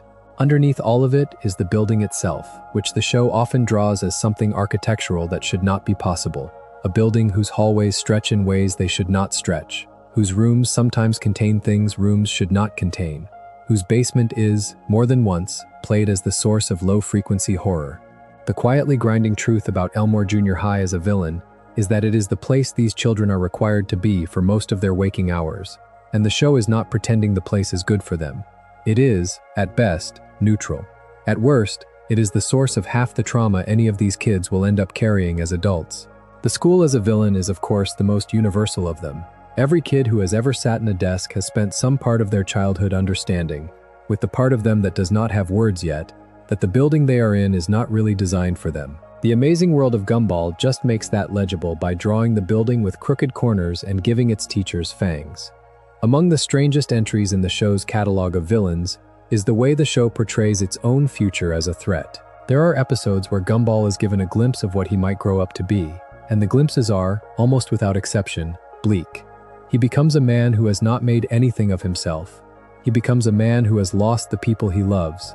He becomes a man whose life has been so reduced by the small daily failures of his youth that there is nothing left in it but the memory of having once been a boy. What is sobering about these glimpses is that the show keeps offering them as warnings. It keeps showing him, and us, that the path he is on, if he stays on it, leads somewhere he does not want to go. It does not, in the way some shows would, give him a clear way off the path. It just lets him see, and lets him feel briefly afraid, and then snaps him back into the present, where he immediately makes the same kinds of choices that produced the future he just saw. The villain in this case is time itself, or more honestly, the version of the self that is waiting at the end of an unexamined life. The show is doing real work here. It is saying, to its young audience, that the small choices you make as a kid have shapes that you will only see decades later, and that the shapes are not always kind. Time is one of the most quietly menacing forces in the amazing world of Gumball. It is, in some ways, the only villain none of the characters will ever defeat. They can outsmart Rob. They can survive Mr. Cuddles. They can avoid the moon. They cannot avoid time. Time is taking them one frame at a time and turning them into the people they will be. And the show is unusually direct about that being a process that everyone involved should be paying attention to. There is a quiet pattern in the show, when you watch it all in one long stretch, of villains who are not interested in winning. None of the major antagonists in the amazing world of Gumball are working towards any kind of consolidated victory. Rob does not want to rule. The Inquisition does not want to govern. The internet does not want a throne. Miss Simian does not want anything other than to keep doing what she is doing. The hot dog guy does not want to be on top. He just wants Gumball to be slightly lower than he is. What unites all of these villains, when you put them side by side, is the absence of any positive vision for what should happen after they win. They are reactive. They are wounded. They are bored. They are spiteful. They are not, as a rule, ambitious. That is unusual for a show with this many antagonists. Most cartoons have at least one villain who wants something. Most cartoons rely on the villain wanting something so that the heroes have a thing to stop. In Gumball, the villains, almost without exception, are stopping the heroes from being happy, not in order to get anything, but simply in order to make sure happiness is not too easy. This is not, on reflection, a children's show observation about evil. It is an adult observation about it. It is the kind of observation a writer makes after watching enough actual cruelty in the world to notice that very little of it is in service of a coherent goal. Most cruelty in real life, the show is quietly arguing, is reactive. It is the small daily friction of beings who feel they were not given enough trying to take some of it back from beings who appear to have been given a lot. That is what almost every villain in Gumball is doing. It is also, the show implies, what most villains in life are doing, and recognizing that is part of growing up. Woven through the show is a recurring suggestion that all of these antagonists are connected by the same underlying problem, which is that Elmore is a place where almost nobody has been allowed to fully be themselves. The bullies are not allowed to be soft. The teachers are not allowed to be tired. The parents are not allowed to be lost. The fathers are not allowed to be afraid. The mothers are not allowed to be angry. The children are not allowed to grow up at their own pace. The school is not allowed to be honest. The town is not allowed to be strange in front of the network executives. The pressure that produces every one of these villains is, in some sense, the same pressure. It is the pressure of a world that has decided what each of its inhabitants is supposed to look like, and that punishes anyone, gently or harshly, who does not match the picture. What the show keeps coming back to, in episode after episode, is the idea that this pressure is the actual villain underneath everything else. It is the villain that produces all the others. Rob is what happens when the pressure decides somebody is unnecessary. Hector is what happens when the pressure cannot accommodate somebody who is too large. Tina is what happens when the pressure decides somebody is dangerous on sight. Felicity is what happens when the pressure tells somebody they have to be the perfect mother. Miss Simian is what happens when the pressure asks somebody to keep showing up for an impossibly long time. The pressure is what is grinding everybody down, and the bullies and the storms and the demons and the deadbeat dads are the local expressions of that grinding. Once you see it that way, the show stops being a sitcom about a wacky family and starts being something closer to a long, slow, brightly colored argument about the cost of being made to fit. That argument is the deepest thing the amazing world of Gumball ever did. It is what every single one of the villains we have walked through tonight is, in the end, a piece of. The show, after 6 seasons, ended. It did not end the way most shows end. It ended on a cliffhanger, in the middle of a story, with the central villain a few feet away from the central family, and the resolution of all of it suspended in the air. The network moved on. The writers were not given the closing chapter they had clearly been building towards for years. The cliffhanger itself has, in the years since, become its own kind of villain in the story of the Amazing World of Gumball. It is the thing that hangs over the show in retrospect. It is the wound that was never closed. It is the question that everybody who watched the show has had to carry around since the day the final available episode aired. The cancellation, as a piece of villainy, is not in the show, it is around it. It is the place where the show stops, and the place where the show stops is not the place the show was heading. There was, on the way to that cliffhanger, the clear shape of an ending taking form. There was Rob, finally given the central role he had been edging towards. There was the family, finally being asked to take seriously what had been done to him. There was, in the air, the possibility that the story would close on a real reconciliation, not a victory, and not a defeat, but a long, quiet acknowledgement of what the show is about. Then the lights went down before that could happen, and the audience was left with the last available shape of the story stuck in their heads, and the writers were left with whatever notes they had drafted for the chapters they would not get to make. The villain in this case is the industry, in the very specific local form it takes when a show that was making something genuine runs out of road. The villain is the calendar. The villain is the spreadsheet. The villain is whoever decided that this story did not need its ending. The inheritors of that villainy are all of us, the audience, who have spent the years since hoping for some kind of return and reading every rumor about a continuation as if it were a horoscope. It is, when you sit with it, one of the saddest endings a show like this has ever been given. Around that ending is a long, ongoing conversation among fans about what the cliffhanger meant and what the closing would have been. And a number of the readings that have grown up around the show are themselves the kind of theory that the show would have appreciated. Some readings hold that Rob, in the final unmade scenes, would have been folded back into the show as a real character, given an apology, given a place. Some readings hold that Rob would have done something irrevocable to the world of Elmore, and that the show would have ended with the central family changed by it. Some readings, more speculative still, hold that the whole show is, on a metaphysical level, Rob's own creation, that the entire thing we have been watching is a story he has been building in the gray of the void in order to imagine his way out of it, and that the ending would have revealed him as the author of everything we love. None of these readings are confirmed, none of them are denied. The show is gone before any of them could be tested, and the absence of testing is part of why they have grown into the shapes they have. What is striking about all of these readings, taken together, is that the show seems to have invited them. It seems to have left the door open on purpose.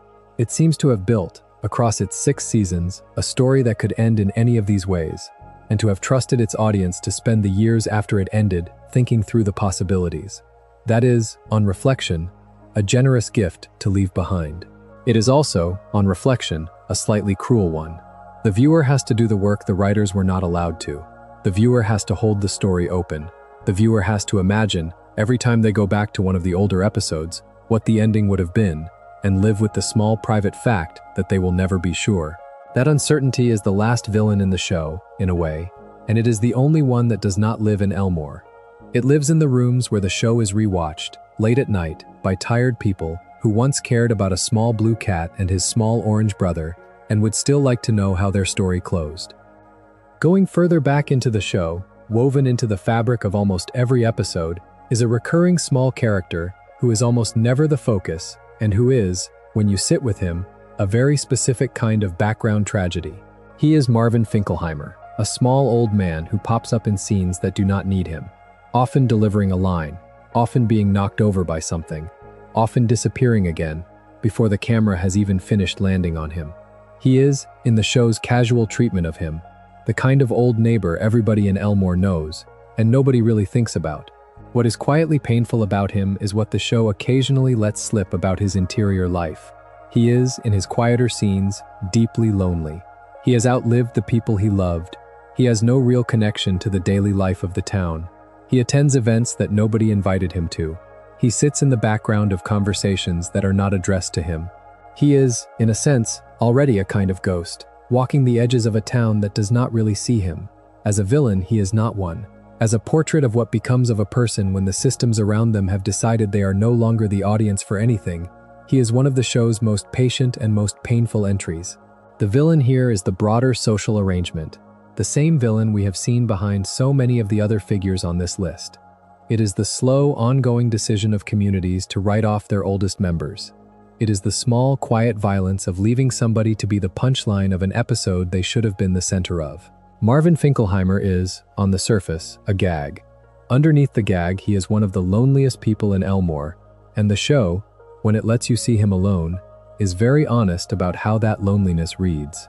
He is part of the cost of the world the central family lives in. The world is, structurally, a stage. He has been moved to its edges. He is too old, in the logic of the show, to be in the foreground. The villainy that produced that condition is the villainy that ages out everybody who is not currently useful to the story. It is one of the largest and least visible villains in the show, and Marvin is its quietest victim. Late in the show, in one of its most ambitious episodes, the writers introduce a character who is, in many ways, the most direct articulation of what the show has been doing the whole time. He is not given a normal name, in the way most of the other villains are. He is presented as an embodiment of something close to the show itself, a kind of self-aware engine that knows it is being watched, and that is interested in what it can do with the watching. What is unnerving about this kind of antagonist, the way the show flirts with it, is that he is the closest the show ever comes to telling its audience that the audience is part of what is happening. He looks at you, he notices you, he addresses you, he breaks the wall not as a joke but as a confrontation. He asks, in a way, whether you have been treating the lives of the characters you have been watching as if they were real, and what you intend to do about the answer. The villainy here is, in some sense, the villainy of being a viewer. It is the villainy of consumption. It is the question of what it means to enjoy the suffering of fictional characters as entertainment, and the question of whether the small kindness we extend to fictional friends gets transferred at all to people in the world outside the screen. The show, characteristically, does not answer the question. It only asks it, and then it moves on to the next gag, and the question hangs in the air for the rest of the season. The villain in this case is the relationship between a story and its audience. The villain is the camera. The villain is the watching itself. You have to, by the end, talk a little about Gumball and Rob together, because the show keeps coming back to them as a pair, and the pair is the center of everything we have been talking about tonight. Gumball is what you get when a story decides to follow you. Rob is what you get when the story decides not to. They are the same kind of being, in the same kind of world, with one small structural difference between them, which is whose face the camera chose. What the show is quietly arguing in its most honest moments with these two is the suggestion that this difference might be the only difference there is. Gumball is not a better person than Rob. Gumball has not earned the love the show pours on him. He is the protagonist, because the protagonist had to be somebody, and the writers picked him. Rob is the antagonist for the same reason in reverse. Sit with that long enough, and the whole architecture of the show starts to feel less like a comedy and more like a long, slow, patient observation about what it means to be inside any story at all. There are protagonists. There are antagonists. The distinction is, often, narrative rather than moral. The long, ongoing work of being a kind person, the show seems to argue, is partly the work of remembering that the people around you are not, in their own minds, side characters. They are protagonists too. They have inner lives. They have stories that the camera is not currently pointing at. The villains we have walked through tonight are, in their different ways, the show's attempts to make you feel that, to make you sit with the people whose stories the show is choosing not to fully tell, to make you understand that they are out there, in their own corners of Elmore, going through their own lives, being shaped by the same world that shaped the boy you came to love. That is, on reflection, an unusually generous thing for a show to be doing. It is also, on reflection, an unusually disturbing one. In the larger structure of the show, there is a quiet, recurring villain whose presence is so steady that you stop noticing it, which is the Watterson house itself as a physical place. The house is a small, two-story suburban home that should not, by any reasonable measure, be holding everything it is holding. It contains the central family, of course, with its constant noise and its constant motion and its constant emotional weather. It also contains, depending on the episode, the specters of every other family member who has ever lived under that roof. What is quietly suggested across the run is that the house has, in some way, absorbed the things it has been witness to across the years. A house, in the show's logic, is not just a location, it is a witness. It has been present at every fight and every reconciliation and every quiet evening and every catastrophe the family has had. It has absorbed all of it. It is, in some sense, alive with the leftover feeling of all of that, and the show flirts repeatedly with the idea that the house can, at moments, push some of that feeling back out into the people inside it. Rooms turn cold, lights flicker, doors close themselves. The house, in episode after episode, is a slightly haunted place, and the haunting is not by a ghost in the traditional sense. It is by the family's own accumulated history. The villain in this case is what we carry into our homes and leave there, and what those homes do with it when they have had long enough to settle. The Watterson house is, on this reading, a quiet collaborator in everything that goes wrong in the family. It does not solve anything. It does not heal anything. It just keeps holding it all, year after year, growing slightly heavier as the show continues. By the time of the final available episodes, you can feel, if you watch the house carefully, how much it is carrying. The walls are dense with it. The corners are full of it. It is not a haunted house in the way a horror movie is. It is a haunted house in the way a real one becomes, after enough years of being lived in. Sitting on top of all of this is a villain the show is too polite to name out loud, but is consistently honest about, which is the simple fact of fame as a structuring force in Elmore. The town, across the show's run, is touched many times by celebrity. Television personalities pass through. Bands come and go. The internet, as we discussed, makes itself a permanent fixture. In each of these encounters, the show is careful to show you what happens to ordinary people when fame brushes against them. They lose their footing. They become more performative versions of themselves. They start measuring their lives in terms of being noticed by people who are not in the room. The villain here is the pull of being seen by strangers. It is the soft, daily compulsion to make your life into a thing that other people can consume. The show is sharper about this than most cartoons are, partly because the show is itself, of course, a piece of media that is being consumed in exactly this way. The writers know what they are doing. They are putting characters on screen who are slowly being shaped by their relationship to the camera, and they are doing it in front of an audience whose relationship to their own personal cameras has been shaping them in similar ways for the entirety of the time the show has been on the air. What is unsettling about this kind of villain is that it does not announce itself as one. It feels, when you are caught in it, like an opportunity. It feels like the thing you are supposed to want. It only reveals itself as villainy in retrospect, when you look up from your own performances and notice how much of your actual life has been quietly given away to the act of representing it. The show is making the point gently. It is also making the point repeatedly. It is, in the long arc of its episodes, one of the most consistent observations the writers ever make about the world the children watching the show are growing up in. In the show's final available season, there is a slowly building suggestion that all of these villains have been part of a single accumulating story, that the writers have been laying track for something larger across the run, and that the cancellation cut the rails before the train arrived. The internet is involved. Rob is involved. The Void is involved. The simulation reading, much discussed by fans, is involved. The Watterson family's resilience is involved. The implication, as far as fans have pieced together, is that the show was building towards a finale in which the question of what kind of story Elmore was would have been answered, and the answer would have implicated almost every villain we have just walked through. The strange and slightly tantalizing thing about this never-delivered finale is that you can, by watching the episodes that did make it to air, almost see the shape of it. You can see what it would have argued. You can see what it would have given Rob. You can see what it would have given Gumball. You can see what it would have given Nicole, finally. The moment of being seen the show had been quietly preparing for her. None of it landed. The arc broke off mid-air. What you are left with, as a viewer, is the small, unfinished feeling of having been part of something that was almost about to say something important. The villain there, again, is not in the show. The villain is the wall the show ran into.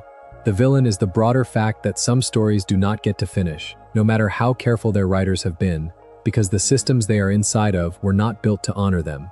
That fact lives outside the show. It also lives inside almost every villain on this list. The pattern keeps repeating. The smallest neighbor and the largest network are part of the same shape.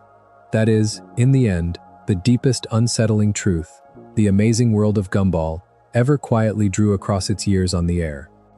When you walk through them all in a single sitting like this, the villains of the amazing world of Gumball start to look less like a rogues gallery and more like a single, ongoing argument. The argument is, very gently, that the world hurts people in patterns. The patterns repeat. The patterns are not, mostly, the result of individual evil. They are the result of small forces stacking on top of each other for a long time. A father leaves. A son grows up not knowing how to stay. He becomes the father of a child who grows up not knowing what holding on looks like.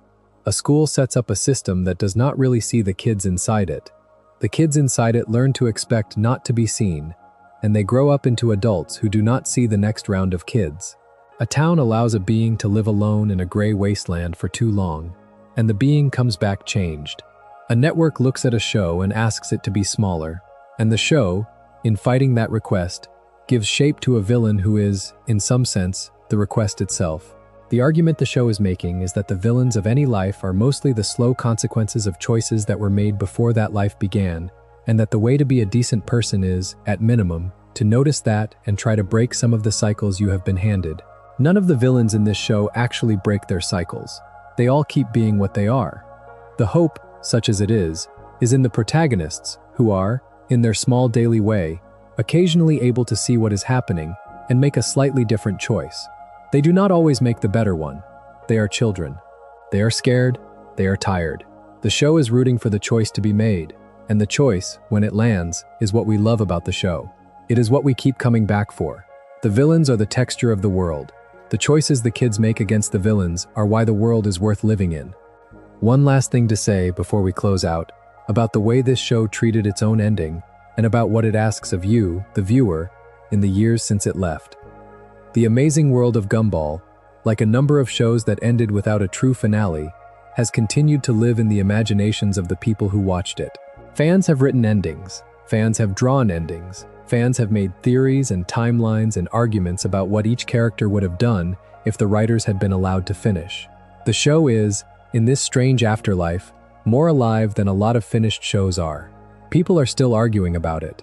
People are still rewatching it. People are still finding new layers in episodes they thought they understood years ago.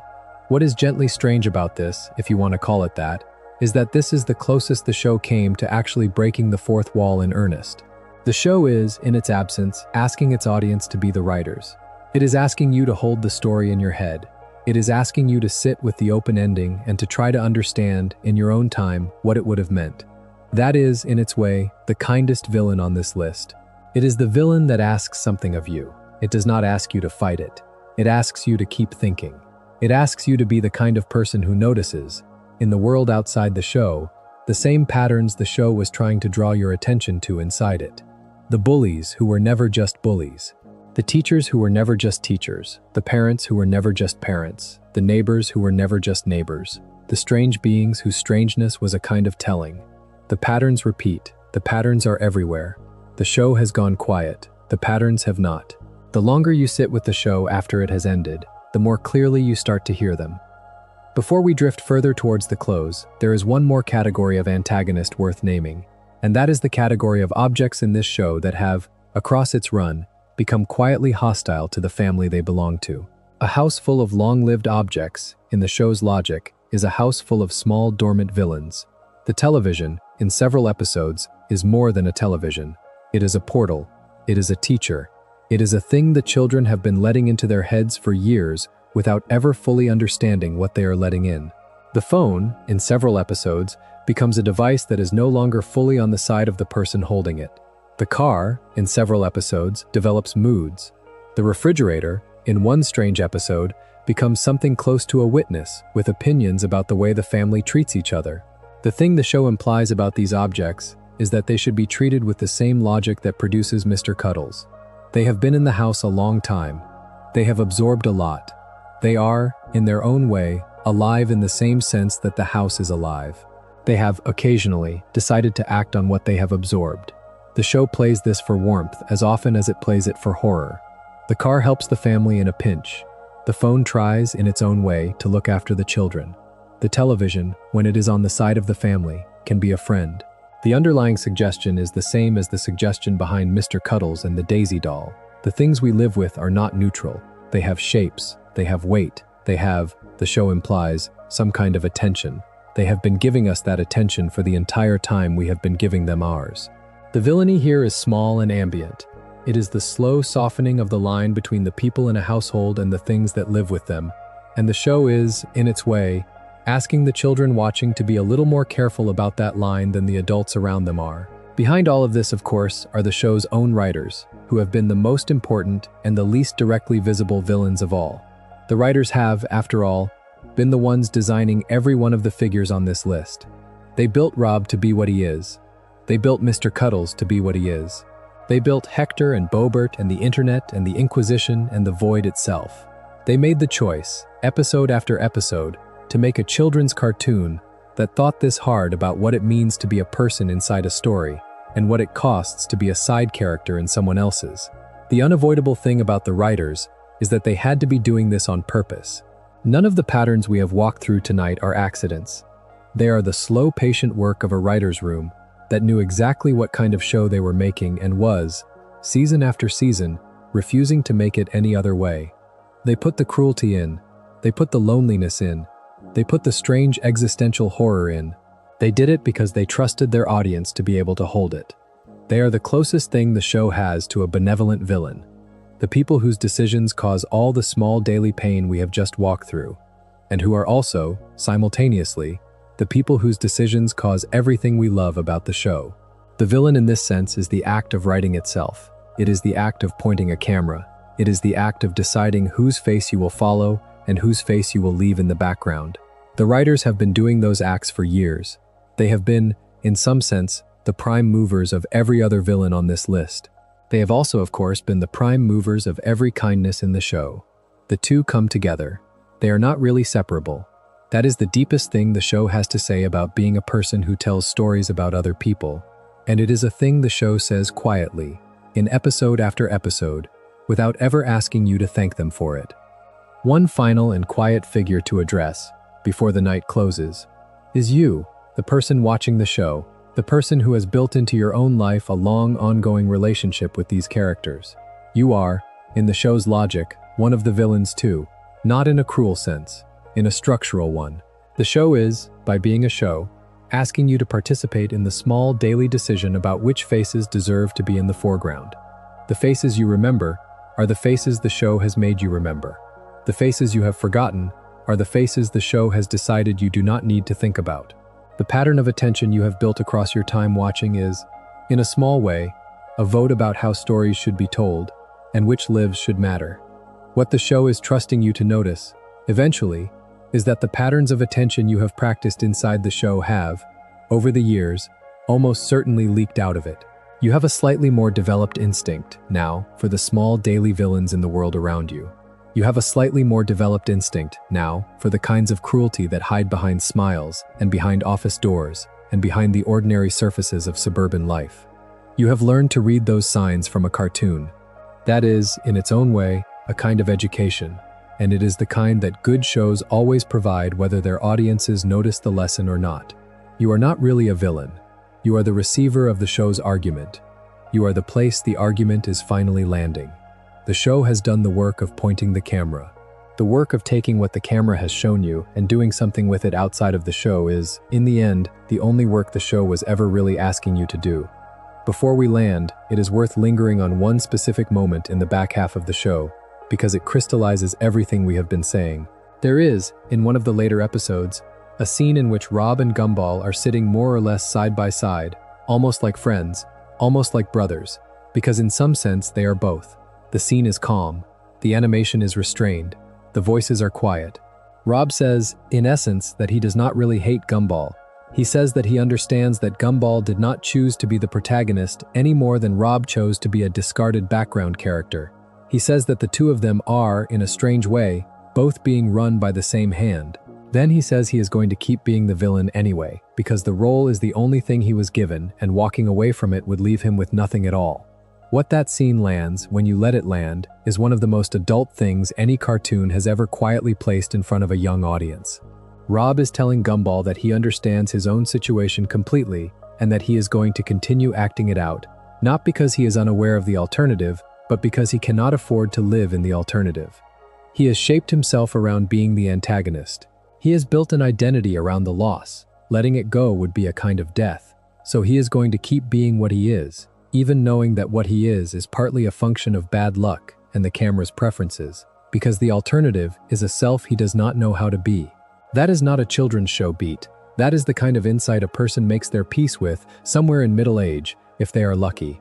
The show puts it on screen between two animated characters with mismatched color palettes and lets it pass without underlining it. It trusts you to feel it.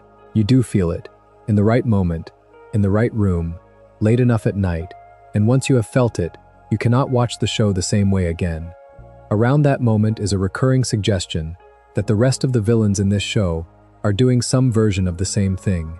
The bullies know they are bullies. The teachers know they are teachers. The deadbeat fathers know they are deadbeat fathers. None of them are operating in a fog about who they are. They have, each of them, looked at the role they have been handed and decided that performing it is more survivable than trying to live without it. The thing the show is most committed to in the long run, the colder pattern beneath everything else, is that this kind of stuckness is the most common form of evil in an ordinary life. Most people in a town like Elmore, the show implies, are not bad. They are just stuck. They have been stuck so long that the stuckness is now the only shape they recognize themselves in. Asking them to change is asking them to be unrecognizable to themselves, and that is a much harder thing to ask than the surface of the show ever lets on. The cartoon dresses this up in bright colors. The cartoon makes Tina huge and gives Hector a roar and gives Felicity a hurricane to ride around in. Underneath the colors is the steady, ongoing acknowledgement that this is what the world actually feels like to live in. That the people we call difficult are often not, by their own internal lights, choosing to be difficult. And that the only honest response to most of the villainy in a life is something closer to mourning than to anger. The show, by drawing all of that out across 6 seasons, is doing one of the rarer things a cartoon can do, which is to teach a young audience how to look at the people who are difficult to live near. It is teaching them, in the gentle way only a cartoon can, to notice the cost behind the cruelty. It is teaching them to look for the storm that produced the daughter who cannot speak honestly to her friends. It is teaching them to look for the father who left, behind the husband who never grew up. It is teaching them to look for the void behind the angry boy in the background of the drive-thru. It is teaching them, in short, to do the work that most adults in the actual world never quite get around to doing, which is to take seriously the inner lives of people they will never be the protagonist for. What is gently radical about this teaching is that the show was, for years, doing it without being credited for doing it. It was treated, by the broader culture, as a goofy cartoon for children, which it also was. The deeper layer was always there, for anyone who wanted to look, and the writers, by leaving it there, without ever insisting on it, gave the audience the gift of finding it themselves. The villains on this list are the rungs of the ladder the show was inviting its audience to climb. Each of them is a small exercise in noticing. Each of them is a small exercise in mercy. By the time you get to the top of the ladder, the world looks a little different than it did before you started. That is, in the end, what the show was for. The villains are how it got there. We have walked through them all tonight. The obvious ones and the quiet ones. The bullies and the parents and the storm clouds and the deadbeats and the demons and the immortal teachers and the storm of small forces that the show has been arguing, across its years, are the actual shape of evil in a life like the one its characters live. There is no one of them who is the big one. They are all, in their own way, part of the same thing. The same thing that produces the bully also produces the storm. The same thing that produces the deadbeat also produces the immortal. The same thing that produces Rob also produces the protagonist whose face the show happened to choose. The argument, when you walk through it all in one long sitting, is gentle. It is also, the longer you sit with it, very strange to find inside a cartoon. The show has been talking, the entire time, about what it is like to be alive in a world that is being lightly mismanaged by forces that do not love you, and about what it is like to try to be a kind person inside that world anyway. The kindness of the central family when it shows up is what the show has been celebrating the whole time. The villainy of everything around them is what the show has been quietly mapping. The two are part of the same picture. The show is the picture. You have been looking at it. By the time the lights have come down enough to fall asleep to it, the picture has, in its small, soft way, asked you to take it with you into tomorrow. If you are still here, drifting somewhere between awake and not, then we have done the job. The Amazing World of Gumball has been gone, in its full first run, for a while now. The cliffhanger sits where the writers left it. The void hums quietly to itself somewhere off the edge of the screen, holding the half-drawn people the show could not bring back in time. Rob is, in our memory, still standing where he was last, his single eye fixed on the small blue boy he has spent the entirety of his consciousness either chasing or being. Larry has finished his shift at one job and is, presumably, getting ready to start another. Marvin Finkelheimer is asleep in his small dark apartment in some quieter corner of Elmore. Miss Simian, somewhere across the next great stretch of years, is preparing for whatever class she will be teaching next. The town keeps doing what towns do, in a show that has technically ended, but that has not, in its viewers, really stopped. It keeps living. It keeps quietly holding the lessons it spent 6 seasons trying to teach. We, the people who watched it, get to carry those lessons with us into the rest of our lives, into our houses and our jobs and our families and our streets, into the small daily decisions about which people we are going to actually see today and which people we are going to let fade into the background. The show was, all along, asking us to make better decisions about that than its own world was making. That is, in the end, a fairly large request to make of a cartoon audience. The show made it anyway. It made it with bright colors and silly jokes and characters whose names you will probably remember for the rest of your life. It made it with the kind of patience that television almost never gets to use anymore. It made it without ever being preachy about it, which is, in its way, the most miraculous thing about the whole project. It just kept being itself, season after season, until it was taken off the air for reasons that had nothing to do with the show's own merit, and even after that, it has kept being itself in the heads of the people who loved it. There is, somewhere in the middle of all of that, a deep and quiet hope about what stories can do. The villains we have walked through tonight are part of that hope, in their strange way. They are the reasons the show is the size it is. They are the reasons the show matters. They are the small dark places in the picture without which the picture would not be the picture at all. You are welcome to sit with any of them as you drift off, if any of them in particular have stayed with you. You are also welcome to forget all of it and just let the sound carry you the rest of the way. Either way, thank you for being here. Thank you for spending the night with us. If you enjoyed the video, make sure to subscribe, and I'll see you in the next one.